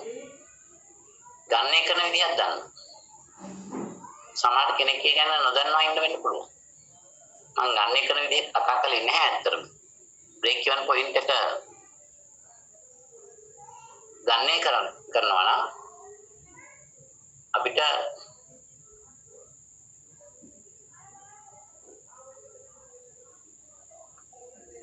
සමීකරණයක් වාර්තා කරන්න. මොකද මේ සමීකරණය කොහොමද බ්‍රේක් ඉවන් පොයින්ට් එක ගන්න කරන්නේ? මම හිතනවා ඔයාලා දන්නවා කියලා. මම ફોකස් කරනවා. බ්‍රේක් ඉවන් පොයින්ට් equal මොකද අපි ගන්න values සමීකරණයට ගන්න. කාට කියන්න පුළුවන්? නෑ ප්‍රොෆිට් එක නෙමෙයි. income equal expense. එහෙම තමයි බ්‍රේක් ඉවන් පොයින්ට් එකේ. නමුත් ඊට වඩා සමීකරණයක අපිට ගන්න කරන්න පුළුවන්. පිරිවැය සම්බන්ධ කරා. ෆික්ස් කොස්ට් එක අපි බෙදන්න ඕන. ස්ථාවර පිරිවැය බෙදන්න ඕන මොකෙන්ද? බෙදීම ලකුණු මේ විදිහට දාන්න. contribution එකේ දායකත්වය. ස්ථාවර පිරිවැය දායකත්වයෙන් බෙදපුවම අපිට එන්නේ සමච්ඡේද ලක්ෂ්‍ය. අදාළ ප්‍රමාණය. කොහොමද contribution එක හොයන්නේ? දායකත්වය කොහොමද හොයන්නේ? contribution equal sales price එකෙන් අඩු කරන්න ඕන මොකද්ද? variable cost එක. විචාල්‍ය පිරිවැය. විකුණන ඒකකයක විකුණන මිලෙන් විචාල්‍ය පිරිවැය අඩු කරාම එනවා දායකත්වය. දායකත්වය. නැත්නම් දායකය කියලා කියනවා. දායකයේ හරි වචනයක් තමයි. දායකත්වය කියන්නේ රක්ෂණ මූලධර්මයක්. රක්ෂණයේ මූලධර්ම තියෙනවා ප්‍රධාන වශයෙන් හතරක්. උපරිම විශ්වාසය, රක්ෂණීය වීකම, නේද? ඊළඟට ආසන්නතම හේතුව හානිපූර්ණයි. හානිපූර්ණයේ කොටස් දෙකයි subrogation and contribution කියන්නේ. ආදේශනය සහ දායකත්වය. මෙතන අපි ගන්න එක දායකය. ඔතන මොන්දේ පටල ගන්න දායකය contribution.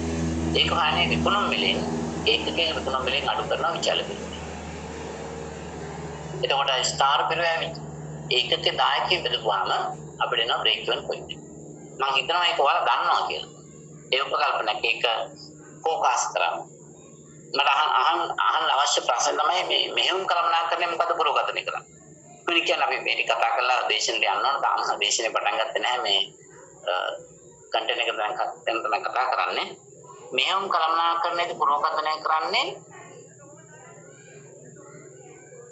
මොකක්ද? මෙහෙම කළමනාකරණයේදී පුරෝගතනය කරන්නේ නිෂ්පාදන ප්‍රමාණය. නෑ නිෂ්පාදන ප්‍රමාණය කියන එක අපි ගණනය කරනවා. ඒක පුරෝකථනය කරන දෙයක් නෑ. අපි ඒක පුරෝකථනය කියන එකයි ගණනය කිරීම කියන එකයි ටිකක් වෙනස්. අපි මෙහෙම කළමනාකරණය නිෂ්පාදනය කරන්න ඕන ප්‍රමාණය අපිට පුරෝකථනය කරන්න ඕනේ නැහැ. අපිට ගණනය කරන්න පුළුවන්. මොකක් මතද? පුරෝකථන වටිනාකම් මත. එහෙනම් මොකද පුරෝකථනය කරන්නේ? හොඳට මතක තියාගන්න පුරෝකථනය කරන්නේ අනාගත ඉල්ලුම. ඩිමාන්ඩ් එකයි පුරෝකථනය කරන්නේ. යම් භාණ්ඩයකට හෝ සේවාවකට තියෙන ඉල්ලුම තමයි පුරෝකථනය කරන්නේ. ඩිමාන්ඩ් එක. ඩිමාන්ඩ් එකේ කොටස් දෙකයි. මොකක්ද ඒ කොටස් දෙක? ඉල්ලුමේ කොටස් දෙකක් තියෙනවා. මොකක්ද ඒ කොටස් දෙක? වල ගණන් තියෙනවා මේ වෙනකොට සාමාන්‍ය ප්‍රශ්නයක් මම අහුවේ. දැන් ප්‍රශ්නේ නෙමෙයි දැන් ඉන්නේ. ඉල්ලුමේ කොටස් දෙකයි. මොකක්ද ඒ කොටස් දෙක? මම කිව්වොත් එකක් ඉන්ඩිපෙන්ඩන්ට් ඩිමාන්ඩ්. Independent demand. මොකද අනිත් එක? ඉල්ලුමේ කොටස් දෙක එකක් ස්වාධීන ඉල්ලුම අනිත් එක ඩිපෙන්ඩන්ට් ඩිමාන්ඩ් පරායත් ඉල්ලුම. ඉල්ලුමේ කොටස් දෙකයි ස්වාධීන ඉල්ලුම සහ පරායත් ඉල්ලුම. අපි උදාහරණයක් ගත්තොත් යම් ආයතනයක් X කියලා භාණ්ඩයක් හදනවා. X කියලා භාණ්ඩයක් හදනවා. මේක තමයි අවසන් නිෂ්පාදිතය. මේ X හදන්න අවශ්‍ය නොයාලට ද්‍රව්‍ය කොටස් උපාංග. X හදන්න යාලා භාවිතා කරනවා අපි හිතමු A කියන කොටස් වලින් යුනිට්ස් 3ක්. X හදන්න B තෝරන වෙනවා. B වලින් පාවිච්චි කරනවා කොටස් 4ක්.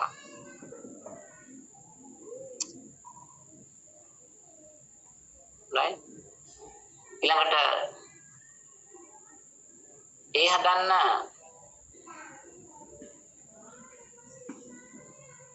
බෙදා ගන්නවා C කියලා ද්‍රව්‍ය. ඒකෙන් දෙකක් අවශ්‍යයි. ඔය දෙයකට භාණ්ඩයක් හදන්න අවශ්‍ය ද්‍රව්‍ය කොටස් උපාංග තියෙනවා කියලා හිතන්න මම දිගට මේක අරන් යන්නේ නැහැ. ඒතර අවසන් නිෂ්පාදිතේ X ABC තවත් D හරි F හරි ගත්තොත් ඒවා තමයි ද්‍රව්‍ය කොටස් උපාංග.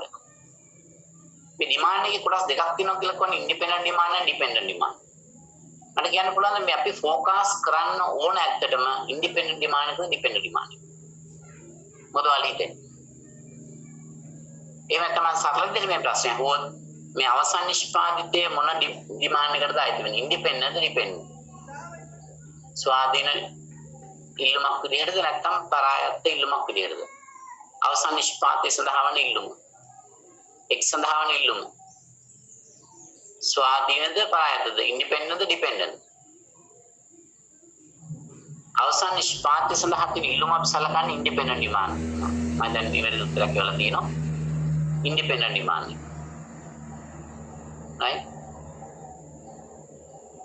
පරායත්ත කියන එක නෙමෙයි. අපි ඉන්ඩිපෙන්ඩන්ට් ඩිමාන්ඩ් එක තමයි අවසන් නිෂ්පාදනයේ දාසින ඉල්ලුම. ඒ අවසන් නිෂ්පාදනයේ බිහි කරන්න අවශ්‍ය ද්‍රව්‍ය කොටස් උපාංග සඳහා තියෙන ඉල්ලුම අපි හඳුන්වන්නේ ඩිපෙන්ඩන්ට් ඩිමාන්ඩ්. එහෙනම් මොකද්ද මේකේ ફોකස් කරන්නේ? ફોකස් කරන්නේ ඉන්ඩිපෙන්ඩන්ට් ඩිමාන්ඩ්ද ඩිපෙන්ඩන්ට් ඩිමාන්ඩ්? අපි ફોකස් කරන්නේ මතක තියාගන්න මෙන්න මේ ඉන්ඩිපෙන්ඩන්ට් ඩිමාන්ඩ් එක. අවසන් නිෂ්පාදනය සඳහා තියෙන ඉල්ලුම. අවසන් නිෂ්පාදනයේ X සඳහා ලබන මාස ඉල්ලුම එකක 100ක් කියලා අපි පුරෝකථනය කළොත් ඒ වලින් කීයක් අවශ්‍යද කියන එක ගණනය කරන්න පුළුවන්. ඒක පුරෝකථනය කරන්න අවශ්‍ය නැහැ. X 100කට එකකට A 3යි 100ක් හදන්න A 300ක් අවශ්‍යයි. එහෙනම් අපි පුරෝකථනය කියන්නේ මතක තියාගන්න මෙහෙම කල්පනා කරන්නේදී අනාගතයේ ඉල්ලුම තමයි පුරෝකථනය කරන්නේ. ඉල්ලුමේ කොටස් දෙකයි ස්වාධීන ඉල්ලුම සහ පරායත් ඉල්ලුම. අපි ප්‍රධාන වශයෙන් පුරෝකථනය කරන්නේ ස්වාධීන ඉල්ලුම. පුරෝකථනය සඳහා භාවිත කරන ශිල්පක්‍රම ප්‍රධාන කොටස් දෙකක් තියෙනවා. එකක් තමයි ප්‍රමාණාත්මක ශිල්පක්‍රම, අනිත් එක තමයි ගුණාත්මක ශිල්පක්‍රම. ප්‍රමාණාත්මක ශිල්පක්‍රම යටතේ අපි ඉගෙන ගන්නවා ටයිම් සීරීස් ඇනලිසිස්, වලිස්ටැට් විෂය සමාඩ ඉගෙන ගන්න දිදැන්ට කාල ශ්‍රේණි විශ්ලේෂණය. ඒක යටතේ ප්‍රධාන ක්‍රම තුනක්: සරල චල මධ්‍ය ක්‍රමය, simple moving average, weighted moving average, වර්ධ චල මධ්‍ය ක්‍රමය, exponential smoothing, ඝාතීය සුමටකරණය කියලා. ඊට අමතරව ප්‍රතිපායන විශ්ලේෂණ, regression analysis, simulation, විදම්බනය ඔන්න වගේ තවත් ශිල්පක්‍රම අපිට භාවිත කරන්න පුළුවන්. ඒ ඔක්කොම ප්‍රමාණාත්මක ශිල්පක්‍රම. කාල ශ්‍රේණි, ප්‍රතිපායන සහ විදම්බනය නැත්නම් simulation කියන. පුරෝකථනය සඳහා භාවිත කරන ගුණාත්මක ශිල්පක්‍රම තියෙනවා qualitative techniques. මොකද සමහරවිට අපිට ප්‍රමාණාත්මක දක්ක නැත්නම් ගුණාත්මක තොරතුරු ආශ්‍රයෙන් තමයි පුරෝකථනය කරන්න වෙන්නේ. ඒ සඳහා භාවිත කරන ක්‍රම රාශියක් තියෙනවා. එක්සිකියුටිව් ජජ්මන්ට් විධායක විනිශ්චය ක්‍රමය, මාකට් රිසර්ච් වෙළඳපොළ පරීක්ෂණ, ඩෙල්ෆි මෙතඩ් ඩෙල්ෆි ක්‍රමය කියලා තමයි සිංහලෙන් කියන්නේ, nominal group technique නාමික කණ්ඩායම ක්‍රමය, historical analogy ඓතිහාසික තොරතුරු පදනම් කරගත් විශ්ලේෂණ ක්‍රමය. මොන විදිහට ක්‍රම රාශියක් තියෙනවා අපිට අනාගතය ගැන පුරෝකථනය කිරීම සඳහා භාවිත කළ හැකි ක්‍රම. එතකොට අපිට ගුණාත්මක සහ ප්‍රමාණාත්මක කියන ඕනම ක්‍රමයකින් පුරෝකථනය කරන්න පුළුවන්. මේ පුරෝකථනය තුළ තියෙන ප්‍රධාන ගැටලුවක් තමයි පුරෝකථන දෝෂ. පුරෝකථන දෝෂ. මම හිතනවා මේ අද සම්බන්ධ වෙන සියලුම ශිෂ්‍යයන් ඉදිරි දේශනෙට සහභාගී වෙයි කියලා. 195 දෙනෙක් දැන් ඉන්නවා. 96ක් වුණා. right? සියලු දෙනාම ඉදිරි දේශනෙට සහභාගී වෙයි කියලා. ඒක මම පුරෝකථනය කරනවා. නමුත් ඒ දේ සැබවින්ම එහෙම වෙන්නත් පුළුවන් නොවෙන්නත් පුළුවන්. ඒ දෝෂය කියන එක වෙන්න පුළුවන් අපි මම හිතන්නේ 196ක් සම්බන්ධ වෙයි. ඊට වඩා වැඩි වෙන්නත් පුළුවන්. ඊට වඩා අඩු වෙන්නත් පුළුවන්. දෙපැත්තෙන්ම තියෙන්නේ පුරෝකථනයේ දෝෂයක්. වැඩිවීමක් දෝෂයක්. මොකද හරියට පුරෝකථනය කරේ නැහැ කියන්නේ ඒක දෝෂයක්. අඩුවෙන් පුරෝකථනය කරා කියන්නේ දෝෂයක්. මේ දෝෂය හඳුනා ගන්න භාවිත කරන ශිල්පකම අපි ඉගෙන ගන්න ඕන. එකක් තමයි mean absolute deviation, නිරපේක්ෂ මධ්‍යස්ථ අපගමනය. පාසෙන් අපිට ගන්න කරන්න පුළුවන්. ඒ තුලින් අපි බලන පුරෝකථන දෝෂය කොයි වගේද කියන එක. ඊළඟට ට්‍රැගන් සිග්නල් කියලා එකක් තියෙනවා සංඥාපතය. මම මේ සියලු දේවල් පැහැදිලි කරන්නම් ගන්නේ කිරීම උදාහරණ සහිතව මේ මාතෘකාවට. ඒ නිසා මතක තියාගන්න පුරෝකථනය කියන්නේ අතිශයින් වැදගත් මාතෘකාවක්. අපිට ඔපරේෂන්ස් මැනේජ්මන්ට් වලදී කිසිදු සැලසුමක් ඉදිරියට හදන්න බෑ මේ පුරෝකථන කියන්නේ. ඊළඟට අපි හත්වෙනි මාතෘකාව වශයෙන් සාකච්ඡා කරන්නේ අත්පනේක අපි හඳුන්වනවා quality management ගුණත්ව කළමනාකරණය quality management ගුණත්ව කළමනාකරණය වල ගන්න ඕනම ආයතනයක භාණ්ඩයක සේවාවක ඕන නැත්නම් ඒ ආයතනයේ සාර්ථකත්වය සඳහා බලපාන වැදගත්ම සාධකයක් තමයි ගුණත්වය. quality කියන්නේ. මේ ගුණත්වය කළමනාකරණය කිරීමක් කරන්න කොහොමද කියන කාරණය පිළිබඳව අපි මේ මාතෘකාවේදී කතා කරනවා. එතනදී ප්‍රධාන වශයෙන්ම ගුණත්වය කියන්නේ මොකක්ද? ගුණත්ව මාන මොනවද? ගුණත්ව සම්බන්ධ පිරිවැය, ඇගීමේ පිරිවැය, වළක්වා ගැනීම පිරිවැය, අභ්‍යන්තර කඩාවැටීම් පිරිවැය, බාහිර කඩාවැටීම් පිරිවැය කියන්නේ මොනවද? ඒවට දාන උදාහරණ. ඊළඟට ගුණත්ව සම්බන්ධ ප්‍රවීණ පුද්ගලයන් ඉදිරිපත් කළ අදහස්, ජෝසප් ජුරාන්, ෆිලිප් කොස්බි, එඩ්වර්ඩ් ඩෙමින් ඔය විදිහට ප්‍රධාන විශේෂඥ පාර්ශ්වයන් ඉදිරිපත් කළ අදහස්. ඊට අමතරව අපි කතා කරනවා ගුණත්ව සම්බන්ධ තියෙන ත්‍යාගයන්, quality awards සහ ගුණත්වයට අදාළ ප්‍රධාන ජාත්‍යන්තර ප්‍රමිතීන්. ගුණත්වය සඳහා බලපාන ප්‍රධාන ප්‍රමිතීන් තියෙන ISO ස්ටෑන්ඩඩ් මොනවද කියනවා අපි සාකච්ඡා කරන්නේ.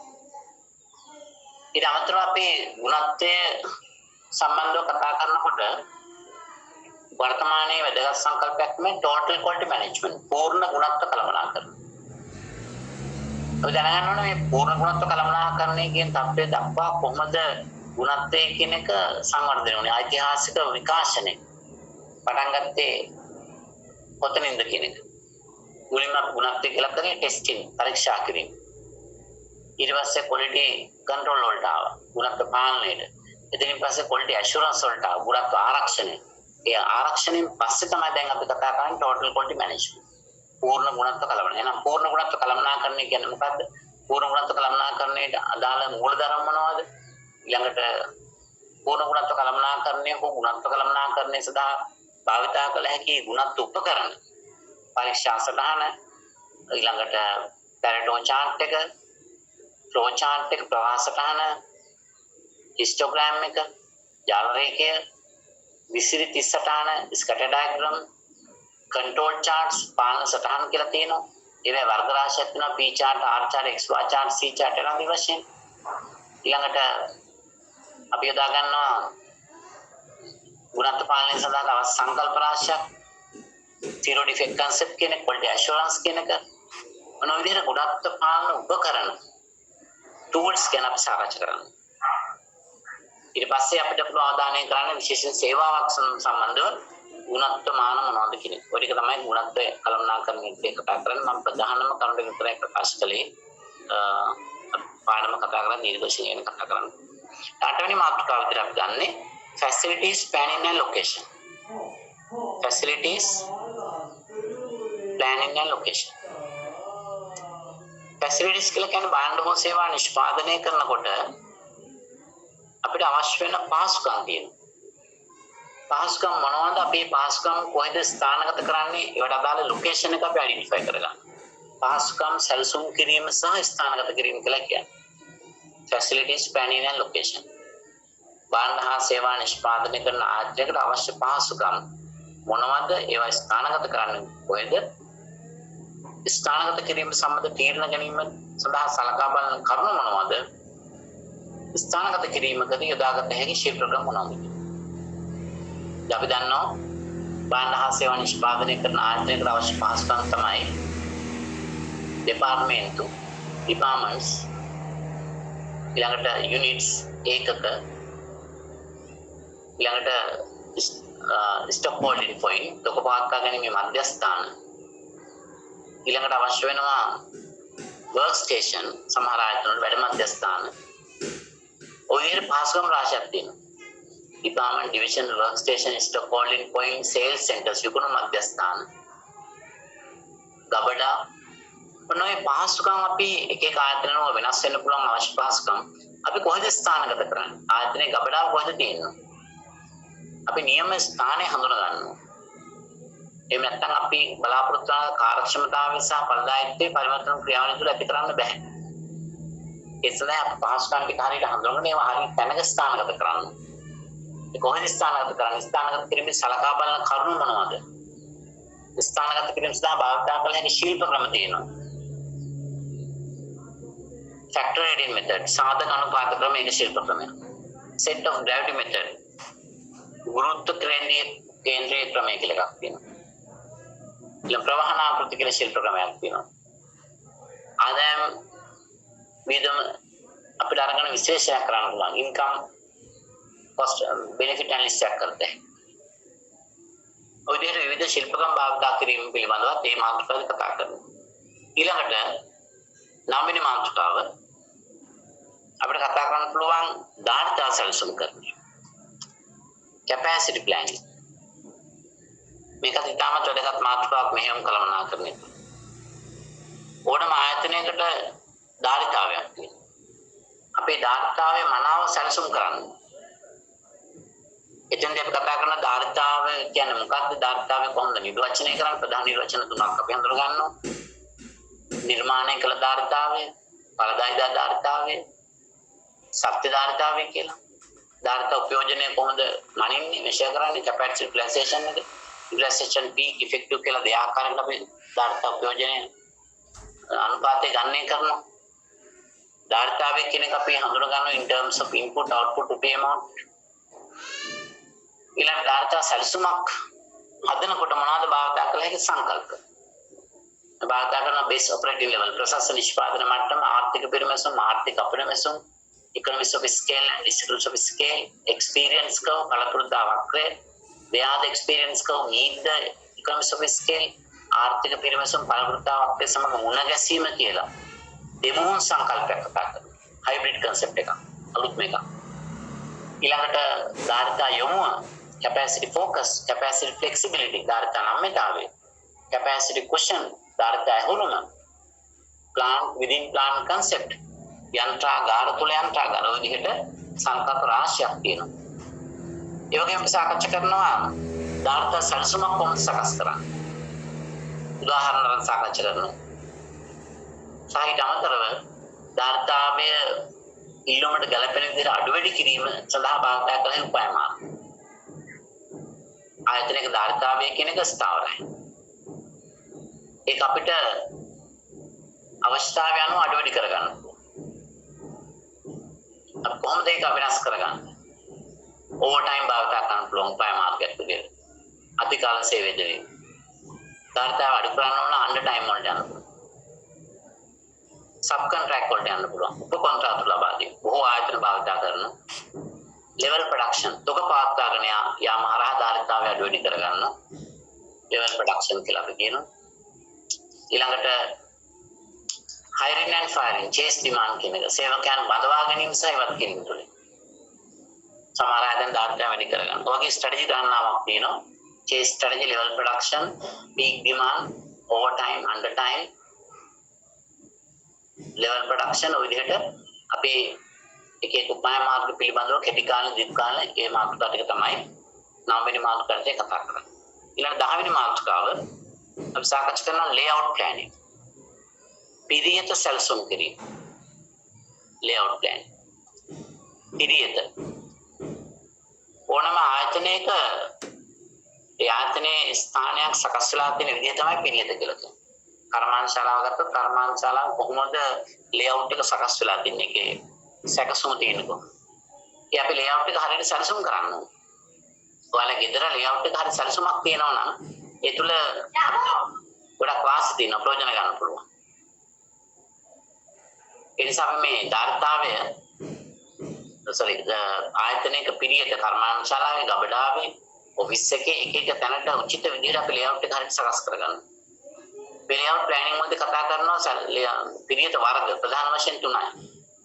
එකක් තමයි පහසුකම් facility layout. පහසුකම් පිරියත.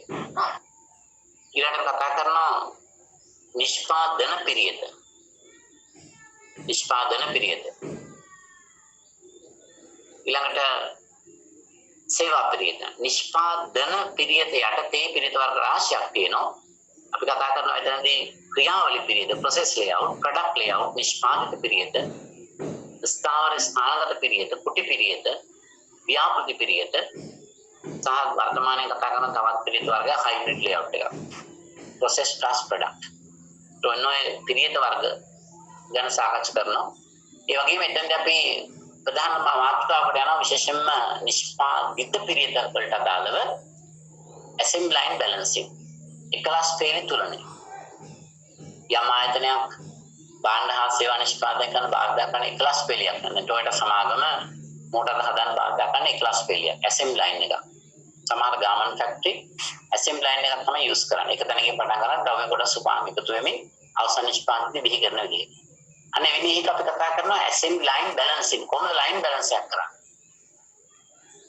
අනේ assembly line balancing කියන එක තමයි වැදගත් මාතෘකාවක්. විශේෂයෙන්ම බොහෝ ආයතන මේ එකලස් පිළිත ක්‍රමයේ නැත්නම් එකලස් පෙළ ක්‍රමයේ තුල නිෂ්පාදන කාර්ය කරනවා.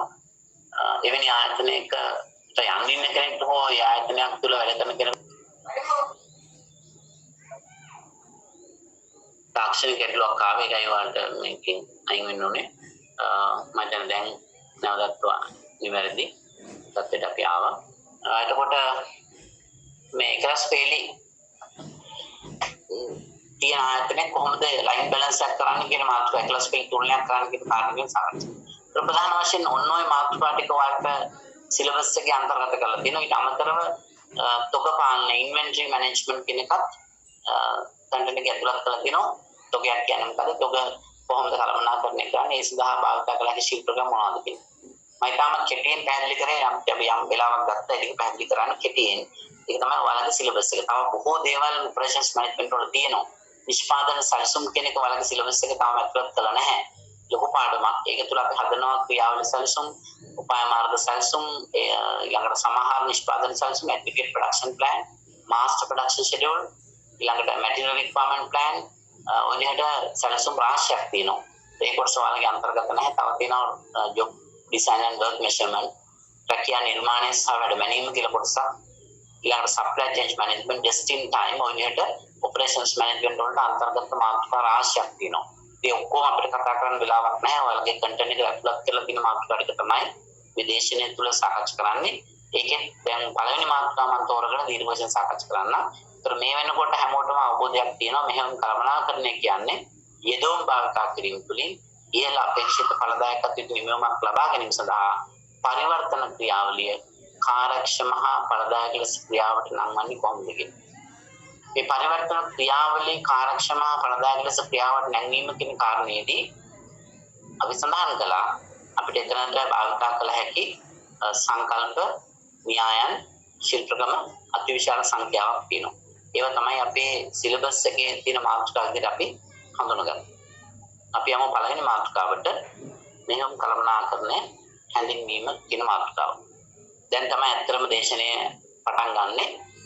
මේ දක්වා අපි කතා කරේ කන්ටෙන්ට් එක එකේ තියෙන මූලික දේවල් මොකද ඒ ගැන අවබෝධය මුලින්ම ලබා ගන්නවා නම් තමයි හොඳ විෂය ගැන දීර්ඝ වශයෙන් සාකච්ඡා කරන්න කලින් මොකද අද පළවෙනි දවස නිසා. එහෙනම් අපි යමු මේක සිංහලෙන් අවශ්‍ය ලියාගන්න මෙහෙයුම් කළමනාකරණය හැඳින්වීම. මම මේ මාතෘකාවට කතා කරනවා operations management in organization chart සංවිධානයක මෙහෙයුම් කළමනාකරණයට හිමි ස්ථානය. කොතනද මෙහෙයුම් කළමනාකරණය සංවිධාන ව්‍යුහයට පවතින. operations management definition කොහොමද මෙහෙයුම් කළමනාකරණය කියන එක define කරන්නේ? නිර්වචනය කරන්නේ. The operations manager and the management process මෙහෙයුම් කළමනාකරන සහ කළමනාකරන ක්‍රියාවලිය අතර සම්බන්ධතාවය මොකක්ද? මම කලින් සඳහන් කළා කළමනාකරන සිතයන් සියල්ලම මෙහෙයුම් කළමනාකරණය තුළ අවධාරණය කරනවා. ඒ අතර සම්බන්ධතාවය මම පැහැදිලි කරනවා. operations function and its environment මෙහෙයුම් සිතේ සහ ඊට දාල පරිසරය. අවසාන වශයෙන් historical development of the field මෙහෙයුම් කළමනාකරණය අද වර්තමාන තත්ත්වයට දක්වා විකාශනය වෙච්ච ආකාරය. ඓතිහාසික විකාශනය.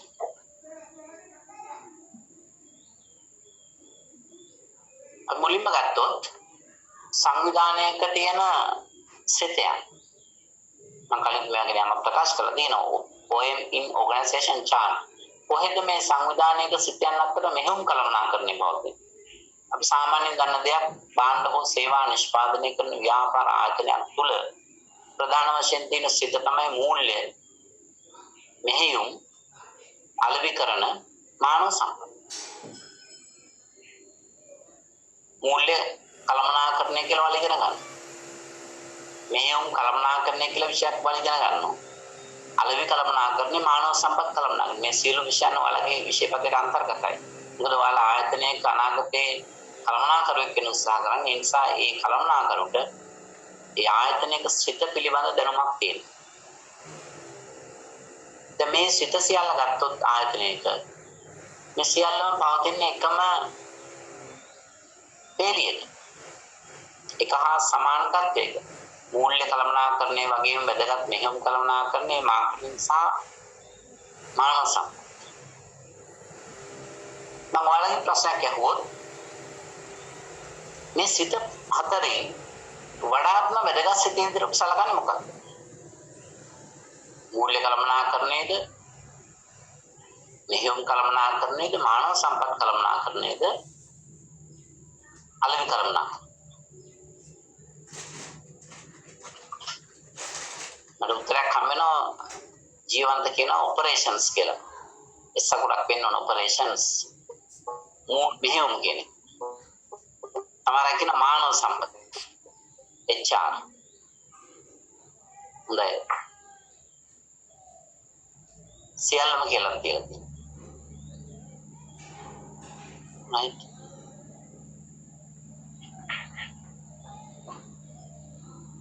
මේ සිතෙන් අතරින් වඩාත්ම වැදගත් මොකක්ද කියලා මගේ ප්‍රශ්නේ. Which one is the most important function? සියල්ලම කියලා තියෙනවා. operations HR මම කවුරුත් දැක්කේ නැහැ මෙතන මාකටිං ගැන කියලා තියෙනවා. කවුරුත් කියලා නැහැ ඕල් කියන කෙනා දීලා තිනවා. විශේෂයෙන් මාකටිං ගැන කවුරුත් කියලා නැහැ. මූල්‍ය කළමනාකරණය කියලා සියල්ල කියලා තමයි බොහෝ දෙනෙක් කියලා කියන්නේ. හොඳයි. ඇයි දැන් අපි තුම් සමහර අය මානව සම්පත් කිව්වා. ඒ මානව සම්පත් කියන එක වඩා වැදගත් වෙනවා. මොකක්ද ඒකට හේතුව? ලන්දන කියන්නේ මානව සම්පත් කියන එක තමයි වඩාත්ම යෝග්‍ය. මොකක්ද ඒකට හේතුව? තමන්ගේ උත්තරේට හේතුවක් තියෙනවා. අමන්දක් කියන්නේ HR තමයි හොඳම කියලා. මොකද හේතුව?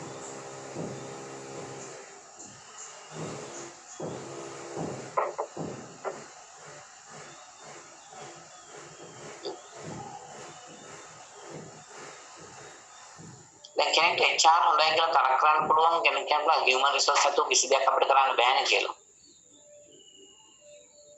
ඇත්තටම සියලු දේ නිර්මාණය කළ තියෙන මානව සම්පද. නමුත් මම මෙතන කතා කරන්නේ සිතයක් විදිහට මානව සම්පද නෙමෙයි.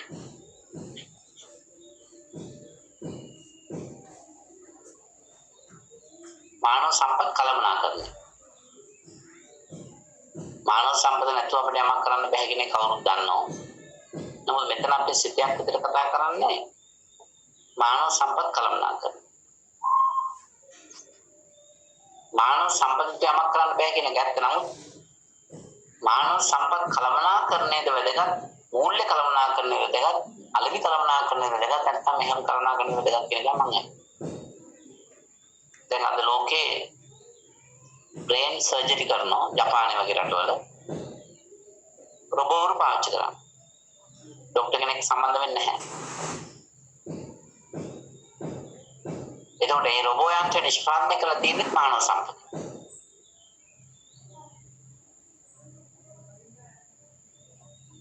right?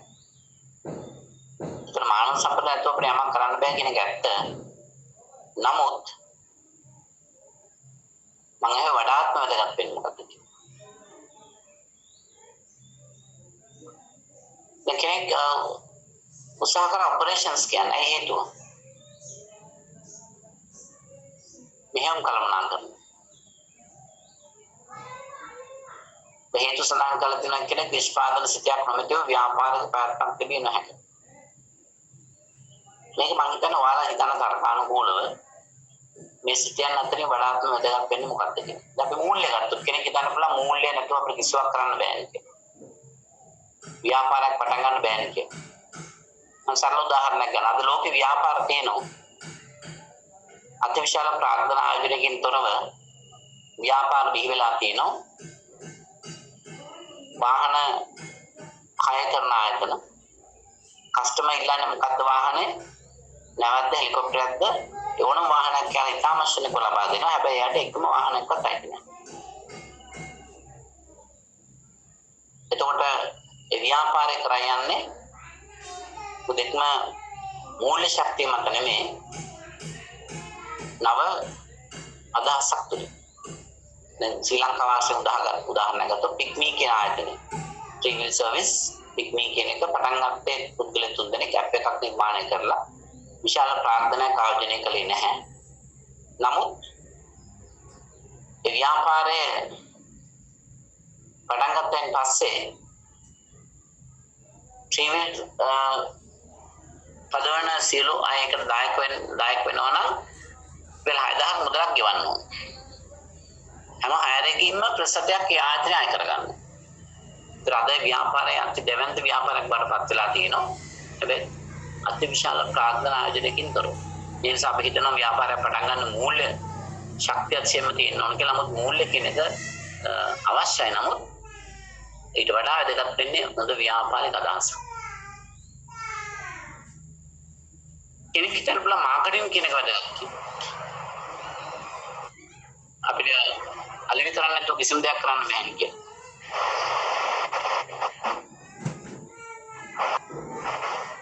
අලෙවි කරන්න නිෂ්පාදනයක් තියෙන්න ඕන. භාණ්ඩයක් හෝ සේවාවක් නිෂ්පාදනය කළා තියෙනවා. එහෙම නැතුව අලෙවි කරන්න බෑ. ඒ නිසා අලෙවි කරන්නේ වැදගත් වෙන්නේ නැහැ නිෂ්පාදනයක් නැතුව. එහෙනම් ඔයාලා හිතන්න තරකාන පුළුවන් නැත්නම් කෙනෙක් වැරදි තීරණ ගන්න පුළුවන් මම මෙහෙම කළමනා කරන නිසා ඒ ගැන හයිලයිට් කරනවා කියන එක. නමුත් එහෙම කටු චේතනාවෙන් නැතුව තමන් තරකාන ප්‍රහිත බලන්න මෙහෙම කළමනා කරන්නේ තමයි වඩාත්ම වැදගත්ම සිතේ වෙන්නේ. මෙහෙම තුල විතරයි සත්‍ය වශයෙන් භාණ්ඩයක් හෝ සේවාවක් නිෂ්පාදනය කරන්නේ. නිෂ්පාදනයක් නැතුව අපිට අලෙවි කළමනා කරන වැඩකුත් නැහැ, මූල්‍ය කළමනා කරන වැඩකුත් නැහැ. මානව සම්පත් කළමනාකරණය කිරීම කියන එකත් පළදායිත්වයක් නැහැ. ඒ නිසා වඩාත්ම වැදගත් වෙන්නේ මෙහෙම සිතේ කියන එක. නමුත් අපි එහෙම සඳහන් කළාට මේ සියලුම සිතයන් වැදගත්. අවසාන වශයෙන් අපි එන්නේ සියල්ලම වැදගත් කියන තත්ත්වයට. අද ලෝකේ ව්‍යාපාර ක්‍රියාත්මක වෙන්නේ ඉන්ටර්නේට් සිස්ටම් සමෝදානික ක්‍රමයට. මේ ඔක්කොම සිතයන් එකට බැඳිලා තමයි ක්‍රියාත්මක වෙන්නේ. යම් කෙනෙක් ආයතනයේ වැඩ කරනවා නම් ඔබේ ආයතනයේ SAP සිස්ටම් එකක් තියෙන්න පුළුවන්. ERP සිස්ටම් එකක් කියලා අපි කිව්වොත් enterprise resource planning. ඒ තුළ මේ සියලුම සිතයන් එකට සමෝදානිකවයි ක්‍රියාත්මක වෙන්නේ. යම් තැනකින් ගණනයක් කරපුවාම ඒකට අදාළ සියලුම තත්ත්වයන් අප්ඩේට් වෙනවා. මේ සියලුම සිතයන් වල යාවත් කාලම් වෙනවා. ඒ නිසා වර්තමානයේ තුල අපි දකිනවා බොහෝ වෙලාවට ව්‍යාපාර ශාස්ත්‍රය තුල මේ සියලු සිතයන් එකට සමගාමීව තමයි ක්‍රියාත්මක වෙන්නේ. ඒ නිසා අපිට එක සිතයක් පමණයි හොඳයි කියලා කියන්න බෑ. නමුත් තරකානුකූලව කියලා බැලුවොත් වඩාත්ම වැදගත් වෙන සිතයක් දෙක තමයි ඔපරේෂන්ස් මැනේජ්මන්ට් අපි හඳුන්වන්නේ. මම ඊට වැඩි ගැන කතා කරන්න යන්නේ නැහැ. ඔබ හිතලා බලන්න මොකද්ද මේ අතර වැදගත්. නමුත් ප්‍රායෝගික ලෝකයේ තුල ව්‍යාපාර ක්‍රියාත්මක වීමේදී මේ සෑම සිතයක්ම වැදගත් වෙනවා. අපේ ඔපරේෂන්ස් මැනේජ්මන්ට් කොහොමද ඩිෆයින් කරන්නේ? මේ සමහර අය මේ ස්ලයිඩ්ස් වල මේක ඉරියන් දෙනවා මේකෙන් අනිත් පැයට අපහසුතාවයක් තියෙනවා. මම හිතන්නේ ඒ කාර්යයෙන් බැහැර වුණොත් හොඳයි. දේශනය කරනකොට මේ ඉරියන් දෙන්න අවශ්‍ය නම් බල කාර්යනාශ කළ මුදල් වැය කළා මේකට සම්බන්ධ වෙලා තීරුමක් නැහැ. ඒ නිසා මම හිතන්නේ ඒ කරන අය ඒ ගැන නැවත හිතලා බලන්න. ඔපරේෂන්ස් මැනේජ්මන්ට් අපි ඩිෆයින් කිරීම කලින් සඳහන් කරා යෙදුම් භාවිතා කිරීම තුළින් ඉහළ බලදායක නිමවීමක් ලබා ගැනීම සඳහා පරිවර්තන ක්‍රියාවලියේ කාර්යක්ෂම බලදායක ලෙස ක්‍රියාවට නංවන්නේ කොහොමද කියන එක තමයි අපි මෙහෙයුම් කළමනාකරණය කියලා කිව්වේ. මෙතන තියෙන නිර්වචනයක් මේ සාමාන්‍යයෙන් පොතකින් ගත් එකක්. Operations management is defined as the design, operation and improvement of the system that create the deliver the firm primary products and services.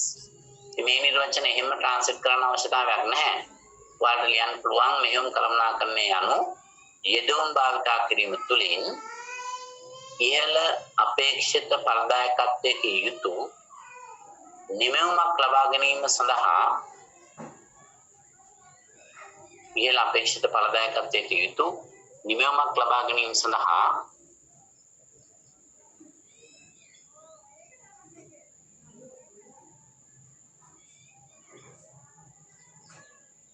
පරිවර්තන ක්‍රියාවලියේ කාර්යක්ෂම හා ඵලදායක ලෙස ක්‍රියාවට නැංවීම.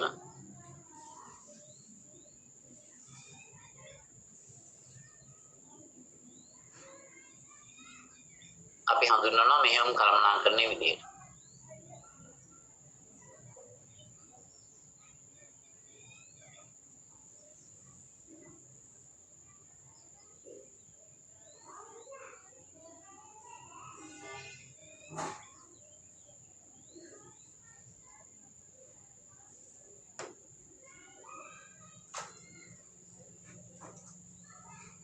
ඊළඟට බලන්න මෙහෙයුම් කළමනාකරණයේ අපි කතා කරන වැදගත්ම දේ තමයි මේ යෙදුම් නිමවීම අතර සම්බන්ධතාවය.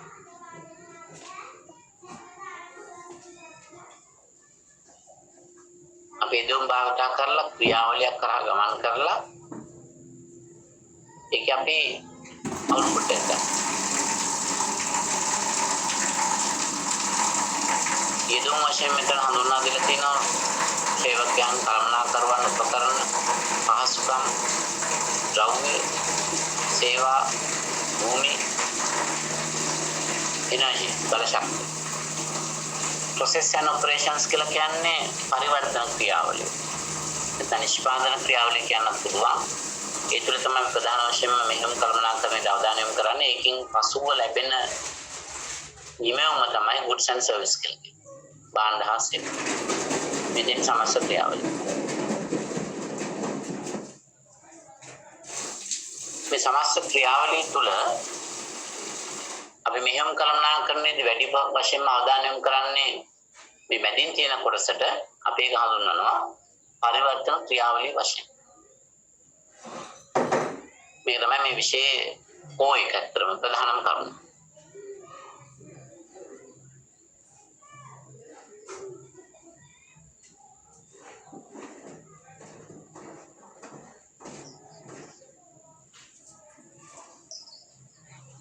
එතකොට මෙතනදී අපි දැනගන්න ඕන උදාහරණයක් අරගෙන මේ ක්‍රියාවලිය පැහැදිලි කරා. අපි සාමාන්‍ය උදාහරණයක් ගත්තොත් මේ යෙදුමක් වශයෙන් භාවිත කරලා අපි සහල් නිෂ්පාදනය කරනවා. යෙදුම් විදිහට ගන්න වී ගන්න ඕන. අවශ්‍ය යන්ත්‍ර සූත්‍ර ගන්න ඕන. ශ්‍රමය යෙදුමක් වෙනවා. ගොඩනැගිලි භූමිය ප්‍රාග්ධනය මේවා තමයි ප්‍රධාන යෙදුම්. ෆැසිලිටිස් කියවහම බල ශක්තිය ඒවත් අපිට අදාළ කරගන්න පුළුවන්. පරිවර්තන ක්‍රියාවලිය තුළ තමයි මේ තැම්බීම, වේලීම, කෙටීම කියන එක සිදු වෙන්නේ. ඒකේ නිමවම තමයි සහල් බවට පත් වෙන්නේ.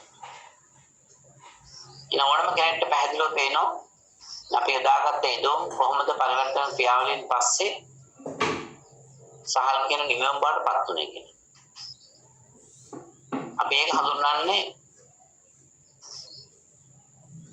භෞතික වශයෙන් දැකිය හැකි පරිවර්තන ක්‍රියාවලියක් විදිහට. මොකක්ද මේ පරිවර්තන ක්‍රියාවලිය කියලා කියන්නේ? පරිවර්තන ක්‍රියාවලිය. What is a production system නැත්නම් production process කියලා කියන්න පුළුවන්. The production system is defined as the use of the resources to transform inputs into some desired outputs. පරිවර්තන ක්‍රියාවලියක් කියලා කියන්නේ යා සම්පත් භාවිත කරලා අපේක්ෂිත නිමවමක් බවට පත් කර ගැනීම. සම්පත් භාවිත කිරීම තුළින් අපේක්ෂිත නිමවමක් බවට පත් කර ගැනීමට අදාළ ක්‍රියාවලිය අපි හඳුන්වනවා පරිවර්තන ක්‍රියාවලිය විදිහට.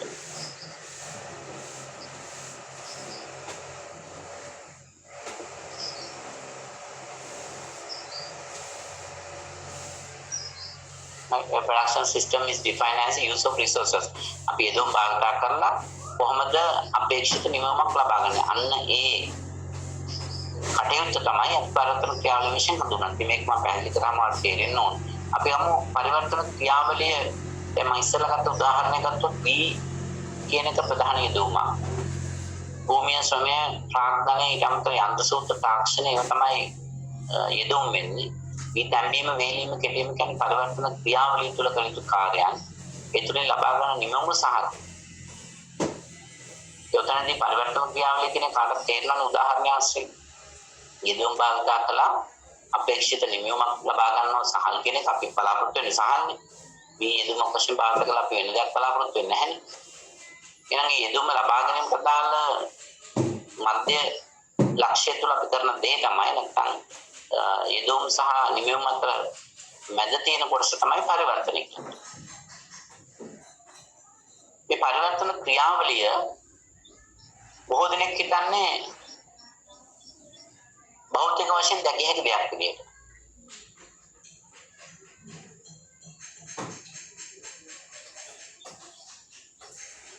කෙනෙක් කියලා තියෙන නිර්වචනය යෙදුම් භාවිතය තුළින් අපේක්ෂිත ඉහළ නිමවමක් ලබා ගැනීම සඳහා වෙනවා.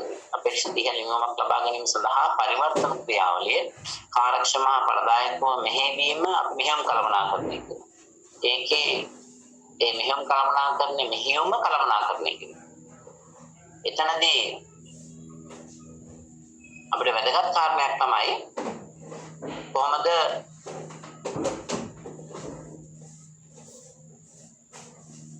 මේ පරිවර්තන ක්‍රියාවලිය අපි කාර්යක්ෂම ප්‍රදායකයන් ක්‍රියාවට ගන්නවා. ඒ ගැන තමයි දැන් අපි කතා කරන්නේ. මම කියුවේ පරිවර්තන ක්‍රියාවලියේ ස්වභාවයන් රාශියක් තියෙනවා. බොහෝ දෙනෙක් හිතන්නේ පරිවර්තන ක්‍රියාවලිය භෞතික වශයෙන් දැකිය හැකි දෙයක් විදිහට පමණයි. දැන් අපි ඉස්සෙල්ලා ගත්ත උදාහරණයක් ගත්තොත් B වලින් සහල් නිෂ්පාදනය කිරීම ඕනම කෙනෙකුට භෞතිකව දකින්න පුළුවන්. කොහොමද වීල් සහල් බවට පත් වෙන්නේ? නමුත් පරිවර්තන ක්‍රියාවලිය හැම විටම භෞතික වශයෙන් දැකිය හැකි දෙයක් පමණක්ම නොවේ. ඒ තුළ තවත් ස්වභාවයන් රාශියක් තියෙනවා. බලමු එහෙනම් මේ ස්වභාවයන් මොනවද කියන්නේ? පරිවර්තන ක්‍රියාවලියේ ස්වභාවය. එකක් තමයි ෆිසිකල් මැනුෆැක්චරින්. නිෂ්පාදනය භෞතික වශයෙන් දැකිය හැකි නිෂ්පාදන ක්‍රියාවලිය තුළ පරිවර්තනයක් සිදු වෙනවා. ෆිසිකල් මැනුෆැක්චරින් කියන්නේ භෞතිකව දකින්න පුළුවන් නිෂ්පාදනය තුළින් තමයි ඒක ඇති වෙන්නේ. ඒකට උදාහරණයක් අපි ඉස්සෙල්ලා ගත්තා B වලින් සහල් නිෂ්පාදනය කිරීම. ඕන කෙනෙක්ට B කොහොමද සහල් බවට පත් වෙන්නේ කියන එක දකින්න. දැන් අපි කතා කරමු අද මේ කරන දේශනේ මම මෙතන නිෂ්පාදනය කරන සේවාවක්. ඔයාලා තමයි සේවාව පරිභෝජනය කරන අය. සමහර අය හොඳින් පරිභෝජනය කරනවා කියලා තේරෙනවා. සමහර අය තරම් උනන්දුවෙන් පරිභෝජනය කරනවා කියන එක තේරෙන්නේ නැහැ. මොකද මේ කරන දේවල් එක්ක. ඒක කොහොමවත් මම සේවාවක් නිෂ්පාදනය කරනවා. මේ සේවාව නිෂ්පාදනයට අදාළ යෙදුම් මොනවද? විදේශනය කරන්න අපිට සූම් තාක්ෂණය කියන එක අවශ්‍ය වෙනවා. ඒ සඳහා මට ඔබට අවශ්‍ය උපකරණ පරිගණක හරි ඔයාලගේ හෑන්ඩ්ෆෝන් එක හරි වෙනත් iPad එකක් හරි මොනවා හරි උපකරණ අපිට අවශ්‍ය වෙනවා. ඊළඟට අන්තර්ජාල පහසුකම අවශ්‍ය වෙනවා. උපකරණ තිබෙන වැඩක් නෑ අන්තර්ජාල පහසුකම නැත්නම්. විදුලි බලය කියන එක අවශ්‍ය වෙනවා. යෙදුම්. right? ඊළඟට අපිට අවශ්‍ය වෙනවා දේශනය කරන පුද්ගලයා. ඒ වගේම අපිට අවශ්‍ය වෙනවා දේශනය ශ්‍රවණය කරන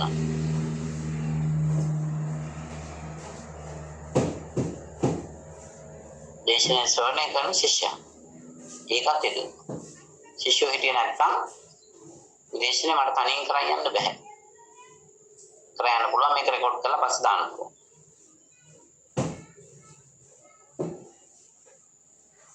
ඒතකොට ඒ සියල්ලම යෙදුම්. මොකද පරිවර්තන ක්‍රියාවලිය. දැන් මම දේශනය කරගෙන යනවා ප්‍රශ්න අහනවා සමහර අය උත්තර දෙනවා. සමහර අය වෙනත් වැඩවල යෙදෙනවා. සමහර අය මේකට ලොග් වෙලා සමහරට ගෙදර තේවනවා වෙන්න පුළුවන්.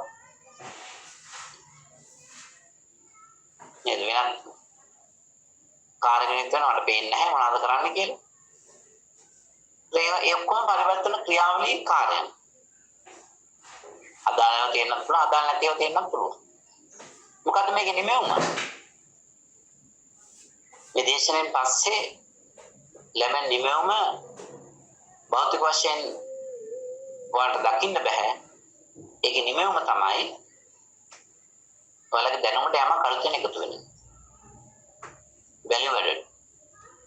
අතරේ වටිනාකමක් එකතු වෙනවා.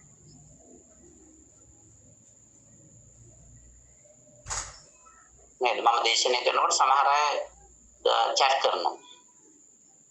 ඒකත් පරිවර්තන ක්‍රියාවලිය තුළ හැමෝටම දකින්න පුළුවන්.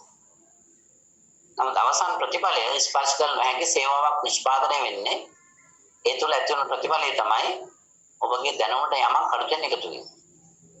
හොඳ හෝ නරක දෙයක් අලුතෙන් එකතු වෙනවා. කළමනාකරණය ගැන හරියට නිර්වචනයක් නොදැන හිටියනම් දැන් කළමනාකරණය කියන්නේ මොකක්ද කියලා දන්නවා. මෙහෙම කළමනාකරණය කියන්නේ මොකක්ද කියලා නොදැන හිටියනම් දැන් ඒ ගැන අවබෝධයක් තියෙනවා.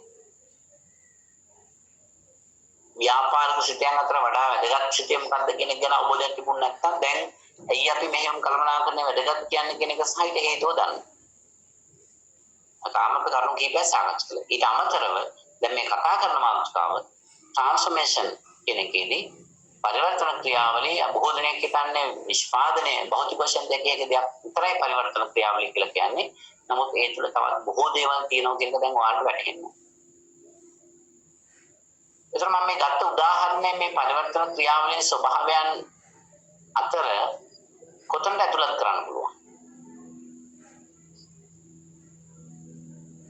මේ ගත්ත උදාහරණය මේ කරන දේශනය මේ පරිවර්තන ක්‍රියාවලියේ ස්වභාවයන් රාශියක් තියෙන ෆිසිකල් මැනුෆැක්චරින් ලොකේෂනල් ට්‍රාන්ස්පෝර්ටේෂන් ප්‍රවාහනය තුළින් ස්ථානය එක්ස්චේන්ජ් රීටේලින් සිල්වර් වෙළඳාම හරහා ඕමාරුව ස්ටෝරේජ් වෙයාරහවුසින් ගබඩා කිරීම හරහා තොග තබා ගැනීම සයිකොලොජිකල් හෙල්ත් කෙයාර්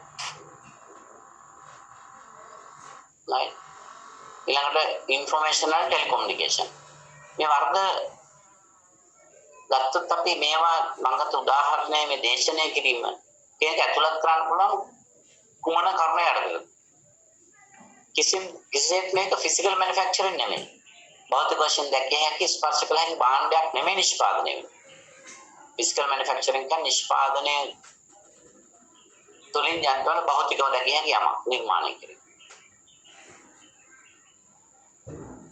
එනවා කාරණා කියන්න පුළුවන් දැන් අපි මේ ගත්ත උදාහරණය දේශනේ සිදු කිරීම කියන එක අයිති වෙන්නේ මොකටද? ඔව් මම හිතන්නේ නිවැරදි උත්තරය වල තියෙනවා ඉන්ෆෝමේෂනල් ටෙලිකොමියුනිකේෂන්. සංනිවේදනය හරහා තොරතුරු හොමාරු. අන්තිම කොටසට තමයි අයිති වෙන්නේ. ඒකත් පරිවර්තන ක්‍රියාවලියේ ස්වභාවය. මම මෙතනදී ඔයාලට විෂය කරුණු පිළිබඳ පැහැදිලි කිරීමක් කරනවා. ඒ සංනිවේදනය හරහා තමයි ඒක නවාලා දැනුවත් වෙන්නේ. ඔයාලගේ සංවේදන ඉන්ද්‍රියන් හරහා තමයි මොළයට ඒ පණිවිඩය යන්නේ. යන්නේ මොනවද? ඒ තුලින් නිෂ්පාදනය වෙන්නේ දත්ත තුලින් තොරතුරු.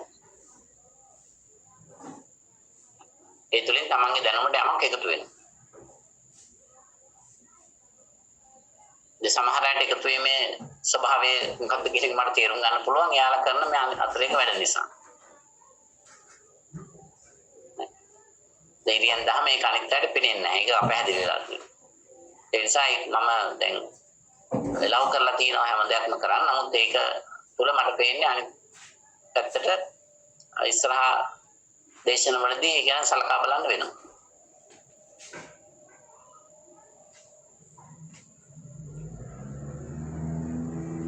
එහෙම කෙනෙකුට ඉන්න බෑ නම් ඉරියන් දින්න නැතුව මේ පොලයක් කරන් ගියන් දින්ද මට ප්‍රශ්නයක් නැහැ. නමුත් මේ දේශනෙට බාධා කරන්න එපා.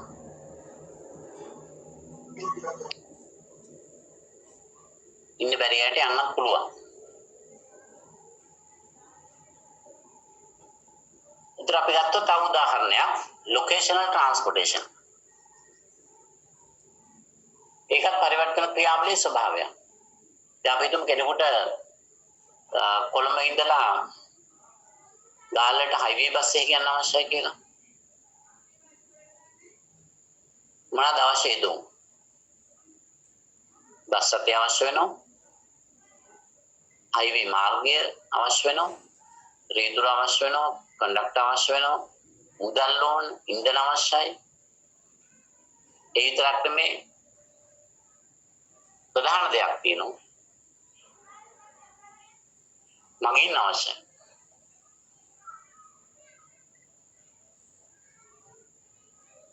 ඒක තමයි යදුම්. මොකද පරිවර්තන ක්‍රියාවලිය? පරිවර්තන ක්‍රියාවලිය තමයි බස් එක ස්ටෑන්ඩ් එකට ආවට පස්සේ මිනිස්සු බස් එකට ළඟින දොර විවෘත කරනවා, මිනිස්සු ළඟින වාඩි වෙනවා, ටිකට් ගන්නවා, බස් එක ස්ටාර්ට් කරනවා, ගමන් කරනවා. අතරතුර මියුසික් එකක් ලැබෙන්න පුළුවන්. ඒක තමයි ක්‍රියාවලිය. වෙන දෙයක් සිදු වෙන්නේ නැහැ. දැන් අපි කලින් ගත්ත උදාහරණේ වී සහල් බවට පරිවර්තනය වුණා. බස් එකට නැග්ග කවුරු හරි කෙනෙක් බස් එක තුල වෙනස් වෙන්නේ නැහනේ. නේද? බස් එකට නැග්ග පුද්ගලයා ඒ ආකාරයෙන්ම තමයි බස් එකේ බහිනකොට. සමහර අය බස් එකද වෙනස් වුණාට. නේද? ඒ නගින මගියාගේ වෙනසක් වෙන්නේ නැහැ. වෙනස් වෙන්නේ මොකද්ද? මේ කලින් ගත්ත උදාහරණේ වී සහල් බවට පත් වෙන එක භෞතිකව දකින්න පුළුවන් අපිට. නමුත් ලොකේෂනල් ට්‍රාන්ස්පෝර්ටේෂන් කියන එකේදී ප්‍රවාහනයේ තුලින් ස්ථානය වෙනස් වීම කියන අපිට ලොකේෂනල් ගත්තොත් ස්ථානය ගත්තොත් මොකද වෙනස් වෙන්නේද? එතනදී වෙනස් වෙන්නේ ස්ථානයයි. ස්ථානය වෙනස් වෙන්නේ. කොළඹින් නැග්ග කෙනා අයින්නේ ගාල්ලේ. එහෙනම් මම කියන්නේ ඒකත් තව පරිවර්තන ක්‍රියාවලියේ ස්වභාවය. දැන් ඔයාලට වැටහෙන්න ඕන මේ පරිවර්තන ක්‍රියාවලිය අපි මෙහෙම කළමනාකරණයේ හරය OF විදිහට සලකන පරිවර්තන ක්‍රියාවලිය දුදෙක්ම භෞතිකව දැකිය හැකි නිෂ්පාදනය තුළින් පමණක් සිදුවන දෙයක් නෙමෙයි. ඒ තුළ තවත් බොහෝ ස්වභාවයන් තියෙනවා. අන්න ඒක තේරුම් ගන්න. මම හැම එකක්ම කියන එක පැහැදිලි කරන්න යන්නේ නැහැ. මම කැමතියි මෙතනදී පොඩි ඇක්ටිවිටි එකක් දෙන්න. දැන් මේවා ඉතින් අතන ෆිසිකල් ක්ලාස් එක කරන්න තිබුණා තමයි යෝග්‍ය. අපිට අවස්ථාවක් නැති නිසා නමුත් ඔයාලා මම හිතන්නේ මේක කරනවා නම් හොඳයි. බලන්න ඔයාලා කියන්න හොස්පිටල් එකකට අදාළව, රෝහලකට අදාළව ප්‍රධාන යෙදුම් මොනවද? පරිවර්තන ක්‍රියාවලිය මොකද්ද? ඒකේ නිමවුම් මොකද්ද කියන්නේ? රෝහලකට අදාළ යෙදුම් සියල්ල ප්‍රධාන යෙදුම් පරිවර්තන ක්‍රියාවලිය informally සහ නිමෙවුම. ලියන්න බලන්න. පුළුවන් අයට ටයිප් කරලා යවන්න පුළුවන්. එකනේ ටයිප් කරන්න යන්න එපා ප්‍රධාන යෙදුම් ටික. කොහොමද පරිවර්තන ක්‍රියාවලිය? ඊළඟට බලන්න ඕනේ ඒකේ නිමෙවුම මොකක්ද කියලා.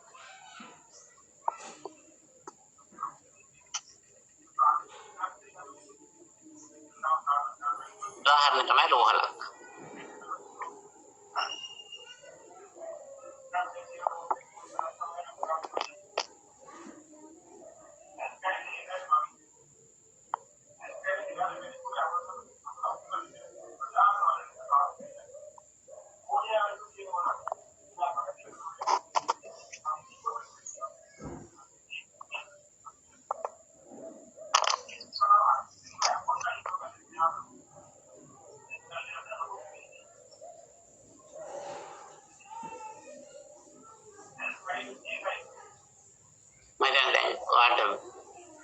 හරියට දන්නවනම් ඒ ගැන ලියන්න ප්‍රමාණවත් යෙදුම් රෝහල වෛද්‍යවරුන් බෙහෙත් හෙදියන් හොඳයි doctors patients bed medicine inputs පරිවර්තන ක්‍රියාවලිය රෝගීන්ට බෙහෙත් කිරීම නිමම තමයි නිරෝගී මිනිසුන්. හොඳයි කෙනෙක් යම් ප්‍රමාණයක නිවැරදිව උත්තරේ සඳහන් කළා තියෙනවා. සමහර අයගේ තියෙන්නේ පිළිතුරු තුළ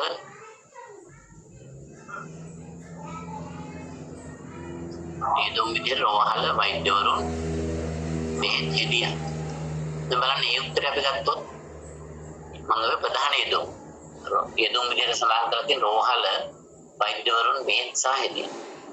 දැන් කොහොමද එතනදී පරිවර්තන ක්‍රියාවලිය කරන්නේ? රෝහලේ වෛද්‍යවරුයි බෙහෙතුයි හෙදියන් විතරක් හිටියොත් රෝගීන් නැතුව ඒසයි දැන් අමතක කරලා තියෙන ප්‍රධාන යෙදුම patients රෝගී. ඒක අසම්පූර්ණ උත්තරයක් වෙනවා. right?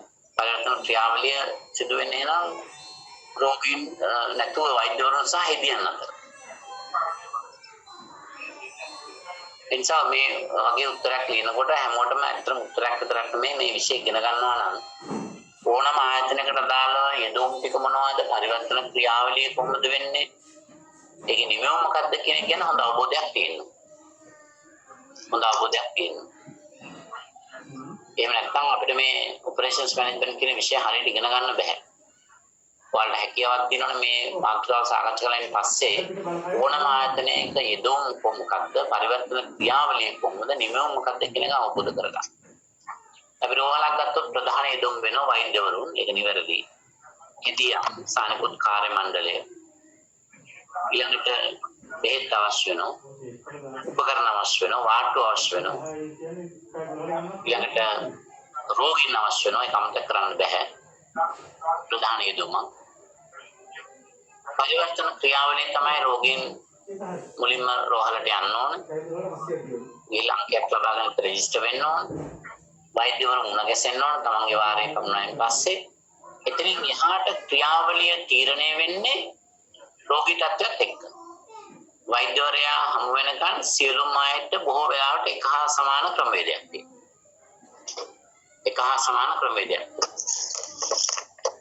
වෛද්‍යවරයා හමු වුණාන් පස්සේ ක්‍රියාවලියේ ස්වභාවයෙන් වෙනස් වෙනවා සමහර වෙලාවට සමහර රෝගීන්ට වෛද්‍යවරයා කියනවා රෝහලේ නැවතිලා වාට්ටුවට ගිහලා නැවතිලා බෙහෙත් ගන්න වෙනවා කියලා. ඒතර යාට ගෙදර යන්න වෙන්නේ නැහැ වාල් බෝඩ් එකේ ඇඩ්මිට් වෙන්න වෙනවා. ඒක රෝගියා දිහා බලන්න මේ කියන්නේ රෝගේ දිහා බලන. මෙයා තියා ගන්න හොඳයි වගේ කියලා හිතලා නෙමෙයි ඔය ගිහලා වාට්ටුවට නතර වෙන්න කියන්නේ. රෝගීට අත්‍යනෝ කියනවා මේක අවදානම් ඒ නිසා මේ නතර වෙලා බෙහෙත් කරන්න වෙනවා. තව කෙනෙක්ට බෙහෙත් දීලා ෆාමසියෙන් බෙහෙත් තරම් ගෙදර යන්න කියලා කියනවා. තව කෙනෙක්ට කියනවා ඇඩිෂනල් ටෙස්ට් එකක් කරන්න, බ්ලඩ් ටෙස්ට් කරන්න, ස්කෑන් එකක් කරන්න. ඔය විදිහට ක්‍රියාවලිය තීරණය වෙනවා රෝගී තත්ත්වයක් එක්ක. තව කෙනෙකුට ශල්‍ය කර්මයක් කරන්න. නේද? මොකද මේකේ අවසානයේදී බලාපොරොත්තු නිමෙවුම බොහෝ දෙනෙක් ගැන සඳහන් කරලා තියෙනවා. healthy person කියන එක නිරෝගී සෞඛ්‍ය සම්පන්න පුද්ගලයෙකු බිහි කිරීම තමයි අවසාන නිමවුම වෙන්නේ.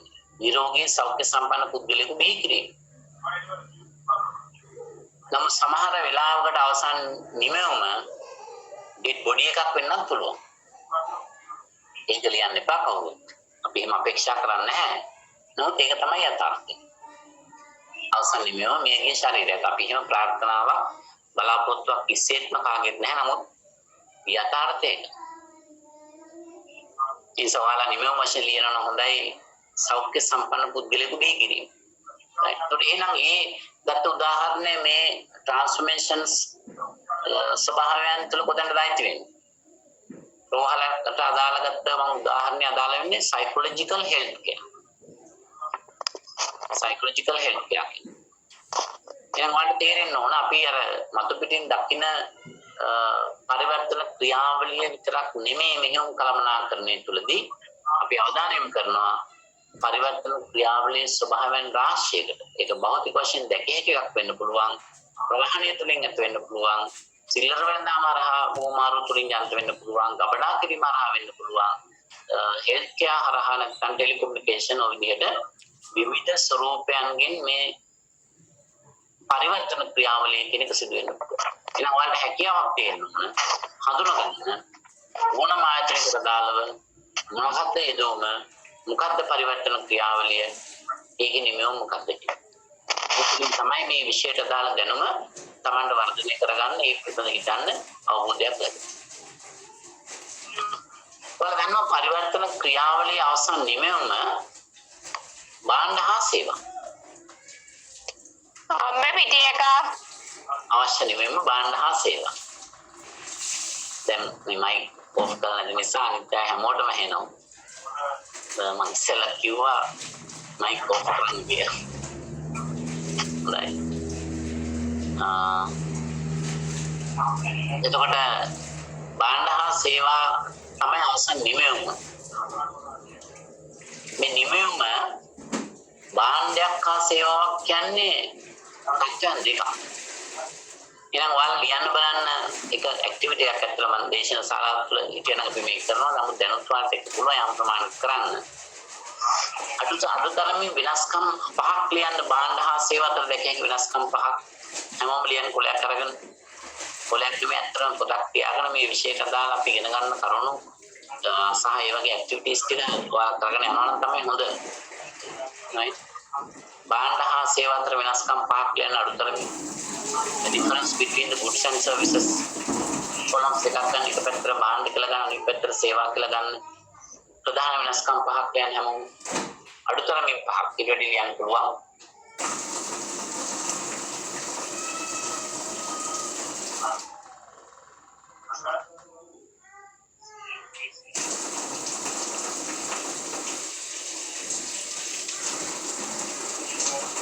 මොනවාද භාණ්ඩ හා සේවා අතර දකින්න පුළුවන් ප්‍රධාන වෙනස්කම්?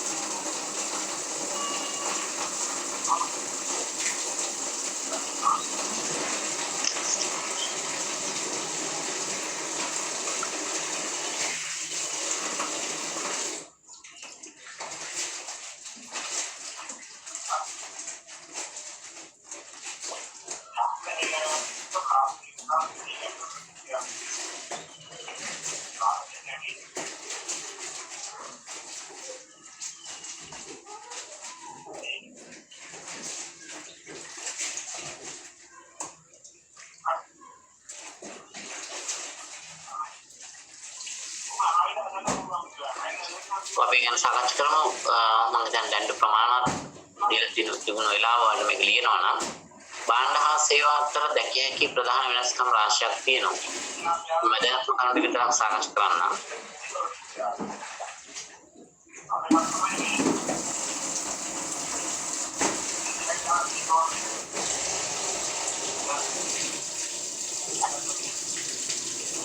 භාණ්ඩ කෙනෙක් කවුරුද දන්නවා ස්පර්ශ කළ හැකි tangible සේවා කෙනෙක් ස්පර්ශ කරන්න බෑ intangible එතන ලියලා තියෙනවා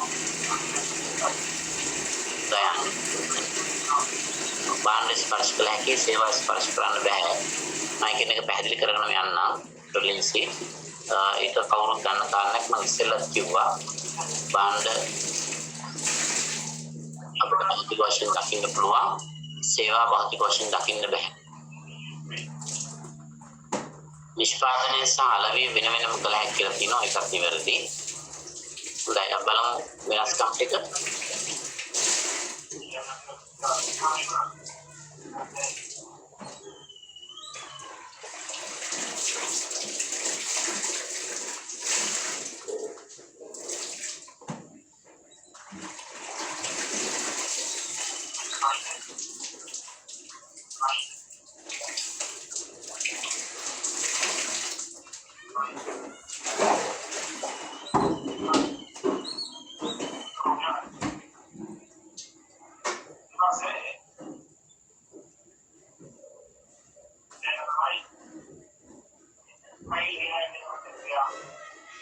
මෙතන Molex manufacturing organization කියලා කියන්නේ භාණ්ඩ නිෂ්පාදනය කරන ආයතනයක්. Molex service organization කියන්නේ සේවා නිෂ්පාදනය කරන ආයතනයක්. ඊට දාලා වෙනස්කම් ටික වලට සටහන් කරලා යන්න පුළුවන්. භාණ්ඩ කියන එක ස්පර්ශ කළ හැකි, සේවා ස්පර්ශ කරන්න බෑ. භාණ්ඩ ගබඩා කළ හැකි, සේවා ගබඩා කරන්න බෑ. ගබඩා කළ හැක, ගබඩා කළ නොහැක. ස්පර්ශ කළ හැක, ස්පර්ශ කළ නොහැක. භාණ්ඩ සාපේක්ෂව ප්‍රාග්ධන සූක්ෂමයි, capital incentives. සේවා සම සූක්ෂමයි. සමහර සේවා fully automated, නමුත් බොහොමයක් සේවා තියෙන සම සූක්ෂමයි. භාණ්ඩ කියන ප්‍රාග්ධන සූක්ෂමයි. අද ලෝකේ සමහර සේවා නිෂ්පාදනය වෙනවා සම්පූර්ණ fully automated.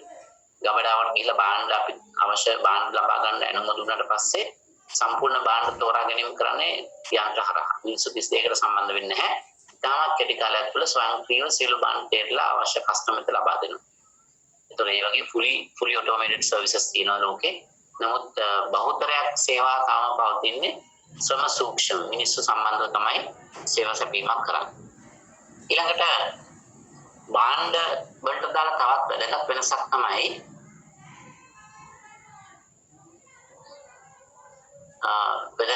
තමයි භාණ්ඩ කියන ඒවා අඩු පාරිභෝගික සම්බන්ධතාවයකින් යුක්තයි.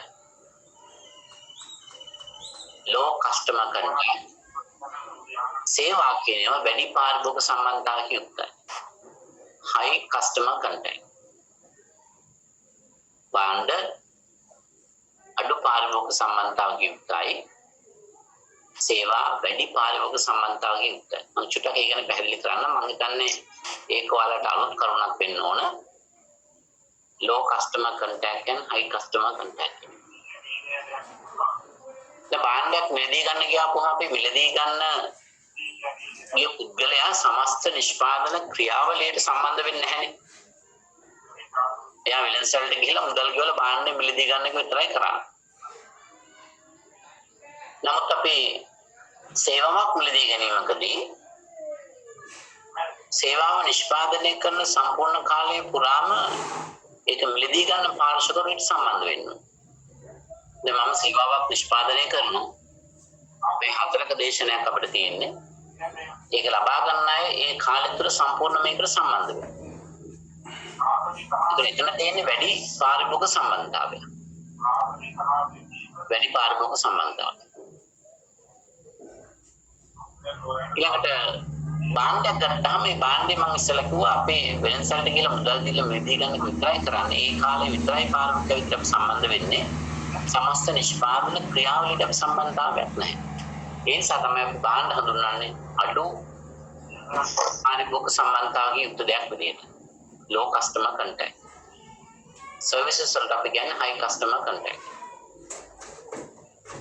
දවා බස්සතේ ප්‍රවාහන සේවය ලබා ගන්නවා නම් ඒ ප්‍රවාහන සේවය ලබා ගන්න මුළු කාලය පුරාම ඊට වා සම්බන්ධ වෙනවා. ගාල්ලෙන් බස් එක නැගලා අපි මාතරින් බහිනවා නම් ඒ කාලේ පුරාම බස් එකේ ගමන් කරන්න. එතකොට total service time අපි customer involvement time එකත් එක්ක බලපුවාම දෙකම බොහෝ විට සමානයි. නැත්නම් වැඩි සම්බන්ධතාවයක් තියෙනවා. වෛද්‍යවරයෙක් ගාවට ගිහලා බෙහෙත් ගන්නකොට ඔයාලට අහන්න පුළුවන් වෙනවා වෛද්‍යවරයාගෙන් අපි දෙන්න අතර සම්බන්ධතාවයේ ස්වභාවය මොකක්ද? මේක අහන්න යන්න එපා. නමුත් ඔයාලට හැකියාවක් තියෙනවා නඳුන ගන්න. එතන තියෙන්නේ වැඩි පාරිභෝගික සම්බන්ධතාවය. වෛද්‍යවරයා නිෂ්පාදනය කරන සේවාවක් ඔයා තමයි රෝගියා කස්ටමර්. එතකොට වෛද්‍යවරයා සේවාව නිෂ්පාදනය කාර්ය පුරාම ඔයාට එතන රෝගියා අවශ්‍ය රැඳී සිටින්න වෙනවා. රැඳී සිටින්න වෙනවා. ඒ නිසා එතන තියෙන්නේ වැඩි පාරිභෝගික සම්බන්ධතාවය. ඊළඟට බාණ්ඩ කියන්නේ අපිට ලෝකල් මාකට් ඉන්ටර්නැෂනල් මාකට් ඒ වගේ විවිධ විදිහට අපිට විවිධ තැන් වලින් ලබා ගැනීමේ හැකියාවක් ලැබෙනවා. නමුත් සේවා කියන එක බොහෝ විට අපේ ස්ථානකින් තමයි ලබා ගන්න. ඔය විදිහට මේ දෙකේ වෙනස්කම් රාශියක් තියෙනවා. තවත් අපිට කියන්න බැහැ බාණ්ඩවල ගුණත්වය සහස්‍රයෙන් මනින්න පුළුවන්. quality එක easy measure සර්විස් වල ගුණත්වය පහසුවෙන් මනින්න බෑ. ඒ විදිහට බාණ්ඩ හා සේවා අතර වෙනස්කම් තියෙනවා. ඉතින් මම හිතන්නේ අඩුතරමේ වෙනස්කම් පහක්වත් දන්නවා නම් ඒක ප්‍රමාණවත්. මම නැවත සාරාංශකට කළොත් බාණ්ඩ ස්පර්ශ කළ හැකි සේවා ස්පර්ශ කරන්න බෑ. බාණ්ඩ ගබඩා කර තියන්න පුළුවන් සේවා ගබඩා කරන්න බෑ. බාණ්ඩ අඩු සම්බන්ධතාවයයි සේවා වැඩි පාරිභෝගික සම්බන්ධතාවය යුක්තයි. බාණ්ඩ කියන ඒවා නිෂ්පාදනය කරන මොහොතේම පරිභෝජනය අවශ්‍ය වෙන්නේ නැහැ. සේවා නිෂ්පාදනය කරන මොහොතේම පරිභෝජනය අවශ්‍ය වෙනවා. බාණ්ඩ පාක්දන සූක්ෂමයි, සේවා ශ්‍රම සූක්ෂමයි. බාණ්ඩවල ගුණත්වය පහසුවෙන් මැනිය හැකි, සේවාවල ගුණත්වය මැනීම සංකීර්ණයි. ඒ විදිහට අපිට තවත් බොහෝ වෙනස්කම් තියෙනවා. අඳුරගන්න. දැන් අපි බාණ්ඩ හා සේවා අතර වෙනස්කම් කියන එක දන්නවා. වෙනස්කම් පවතිනවා කියන එක දන්නවා. නමුත් මේ බාණ්ඩ හා සේවා ඉදිරිපත් කරන ආයතන දිහා බැලුවොත් සමහර වෙලාවට අපිට ගැටලුවක් පැනනගෙනවා. කොහොමද pure goods ද pure service ද කියලා හඳුනගන්නේ. අපි උදාහරණයක් කරන් බැලුවොත් මේ ඩයග්‍රෑම් එක බලන්න. මේ විවිධ බාණ්ඩ හා සේවා කියනවා. ඔටෝමොබයිල් මොකක්ද කියන එක මේක pure good එකද pure service එකද? ඕන කෙනෙක් දන්නවා මොකක්ද කියන එක අපි සලකන්නේ pure good එකක් විදියට. පූර්ණ බාණ්ඩයක් විදියට. පහලින් දෙනෙක් ගත්තොත් කවුන්සිලින් කියන එක. කවුන්සිලින් කියන එක අපි සලකන්නේ උදෙක්ම පූර්ණ සේවාවක් වශයෙන්. උපදේශනය කියන එක සිංහලෙන් කියුවොත්. උපදේශනය කියන්නේ පූර්ණ සේවාව. නමුත් මේකේ මැදින් තියෙන මේ රෙස්ටෝරන්ට් මීල් කියන එක ගත්තොත් අපි රෙස්ටෝරන්ට් එකකට යනවා ආහාර ලබා ගන්න. රෙස්ටෝරන්ට් එකට යන්නේ ඇයි? අපිට නිදහස් වෙලාවක් තියෙනවා නම් අපි යම් කාලයක් රෙස්ටෝරන්ට් එක ගත කරලා ආහාර අරගෙන විනෝද වෙලා අපි එන්න තමයි රෙස්ටෝරන්ට් එකට යන්නේ. රෙස්ටෝරන්ට් එකෙන් කස්ටමර් කෙනෙක්ගේ අපි අපේක්ෂා කරන්නේ සේවාව විතර නම් එකෙන් අපි සැටිස්ෆයි වෙන්නේ නැහැ. රෙස්ටෝරන්ට් එකට ගියාම අපි ලබා ගන්න ගුඩ්ස් විතර නම් ටැන්ජිබල් දේවල් විතර නම් අපිට සේවාව නැත්නම් එතනින් අපි සැටිස්ෆයි වෙන්නේ නැහැ. අපි රෙස්ටෝරන්ට් එකට යන්නේ පහසුවටනේ. ගෙදර කෑම හදන්න නැතුව අපි රෙස්ටෝරන්ට් එකට ගිහලා කෑම අරගෙන විවේකව නිමාඩුව ගත කරලා එන්න තමයි අපි දෙන්නේ. එතකොට රෙස්ටෝරන්ට් මීල් කියන එක සුද්ධ භාණ්ඩයක්ද සුද්ධ සේවාවක්ද කියන ප්‍රශ්නේ පායක පැනනවා.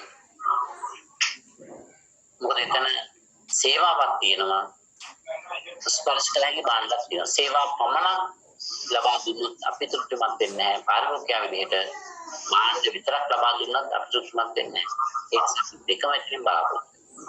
ඒ නිසා රෙස්ටෝරන්ට් මීල් කියන එක ඔයාලට බැහැ වෙන් කරලා හඳුනගන්න සුද්ධ භාණ්ඩයක්ද සුද්ධ සේවාවක්. ඊළඟට ඔටෝ රිපෙයාර් කියලා ගත්තොත් අපි ඒත් තියෙනවා. හොස්පිටල් එකක් ගත්තත් ඒ වගේ අපිට සමහර අවස්ථාවකදී භාණ්ඩ කියන එක සේවා කියන එක එකට හඳුනා ගැනීමට නොහැකි පූර්ණ භාණ්ඩයක්ද පූර්ණ සේවාවක්ද කියන එක හඳුනාගත නොහැකි ස්වභාවයක් තියෙනවා. ඒක තමයි යථාර්ථය. එහෙනම් ඇයි මෙහෙම තත්ත්වයක් ඇති වෙලා තියෙන්නේ? වෙළඳපොලේ නිෂ්පාදනයකින් තියෙන තරංකාරීත්වය නිසා තමයි බොහෝ විට සමාජලාට අපිට පූර්ණ සුද්ධ භාණ්ඩයක්ද සුද්ධ සේවාවක්ද කියලා ප්‍රකාශ කරන්න බැරි. බොහෝ භාණ්ඩ නිෂ්පාදකයෝ තමන්ගේ වෙළඳපොළ කොටස වැඩි කරගන්න තමන්ගේ ස්පර්ශ කළ හැකි භාණ්ඩත් එක්ක සේවා ලබා දෙනවා. බොහෝ සේවා නිෂ්පාදකයෝ තමන් නිෂ්පාදනය කරන සේවා එක්ක ස්පර්ශ කළ හැකි භාණ්ඩ ලබා දෙනවා. උදෙක්ම වෙළඳපොළ තරගය මත මෙන්න මේ නිසා සමහර අවස්ථාවලදී භාණ්ඩ හා සේවා වෙන වෙනම නැත්නම් පූර්ණ වශයෙන් සුද්ධ භාණ්ඩද සුද්ධ සේවාවක්ද කියන එක හඳුනා ගැනීම පිළිබඳ ගැටලු පැනනගිනවා. නමුත් ඒක තමයි යථාර්ථය. නමුත් අපි දැනටමත් දන්නවා භාණ්ඩ හා සේවා කියන තත්ත්වයන් දෙකක්.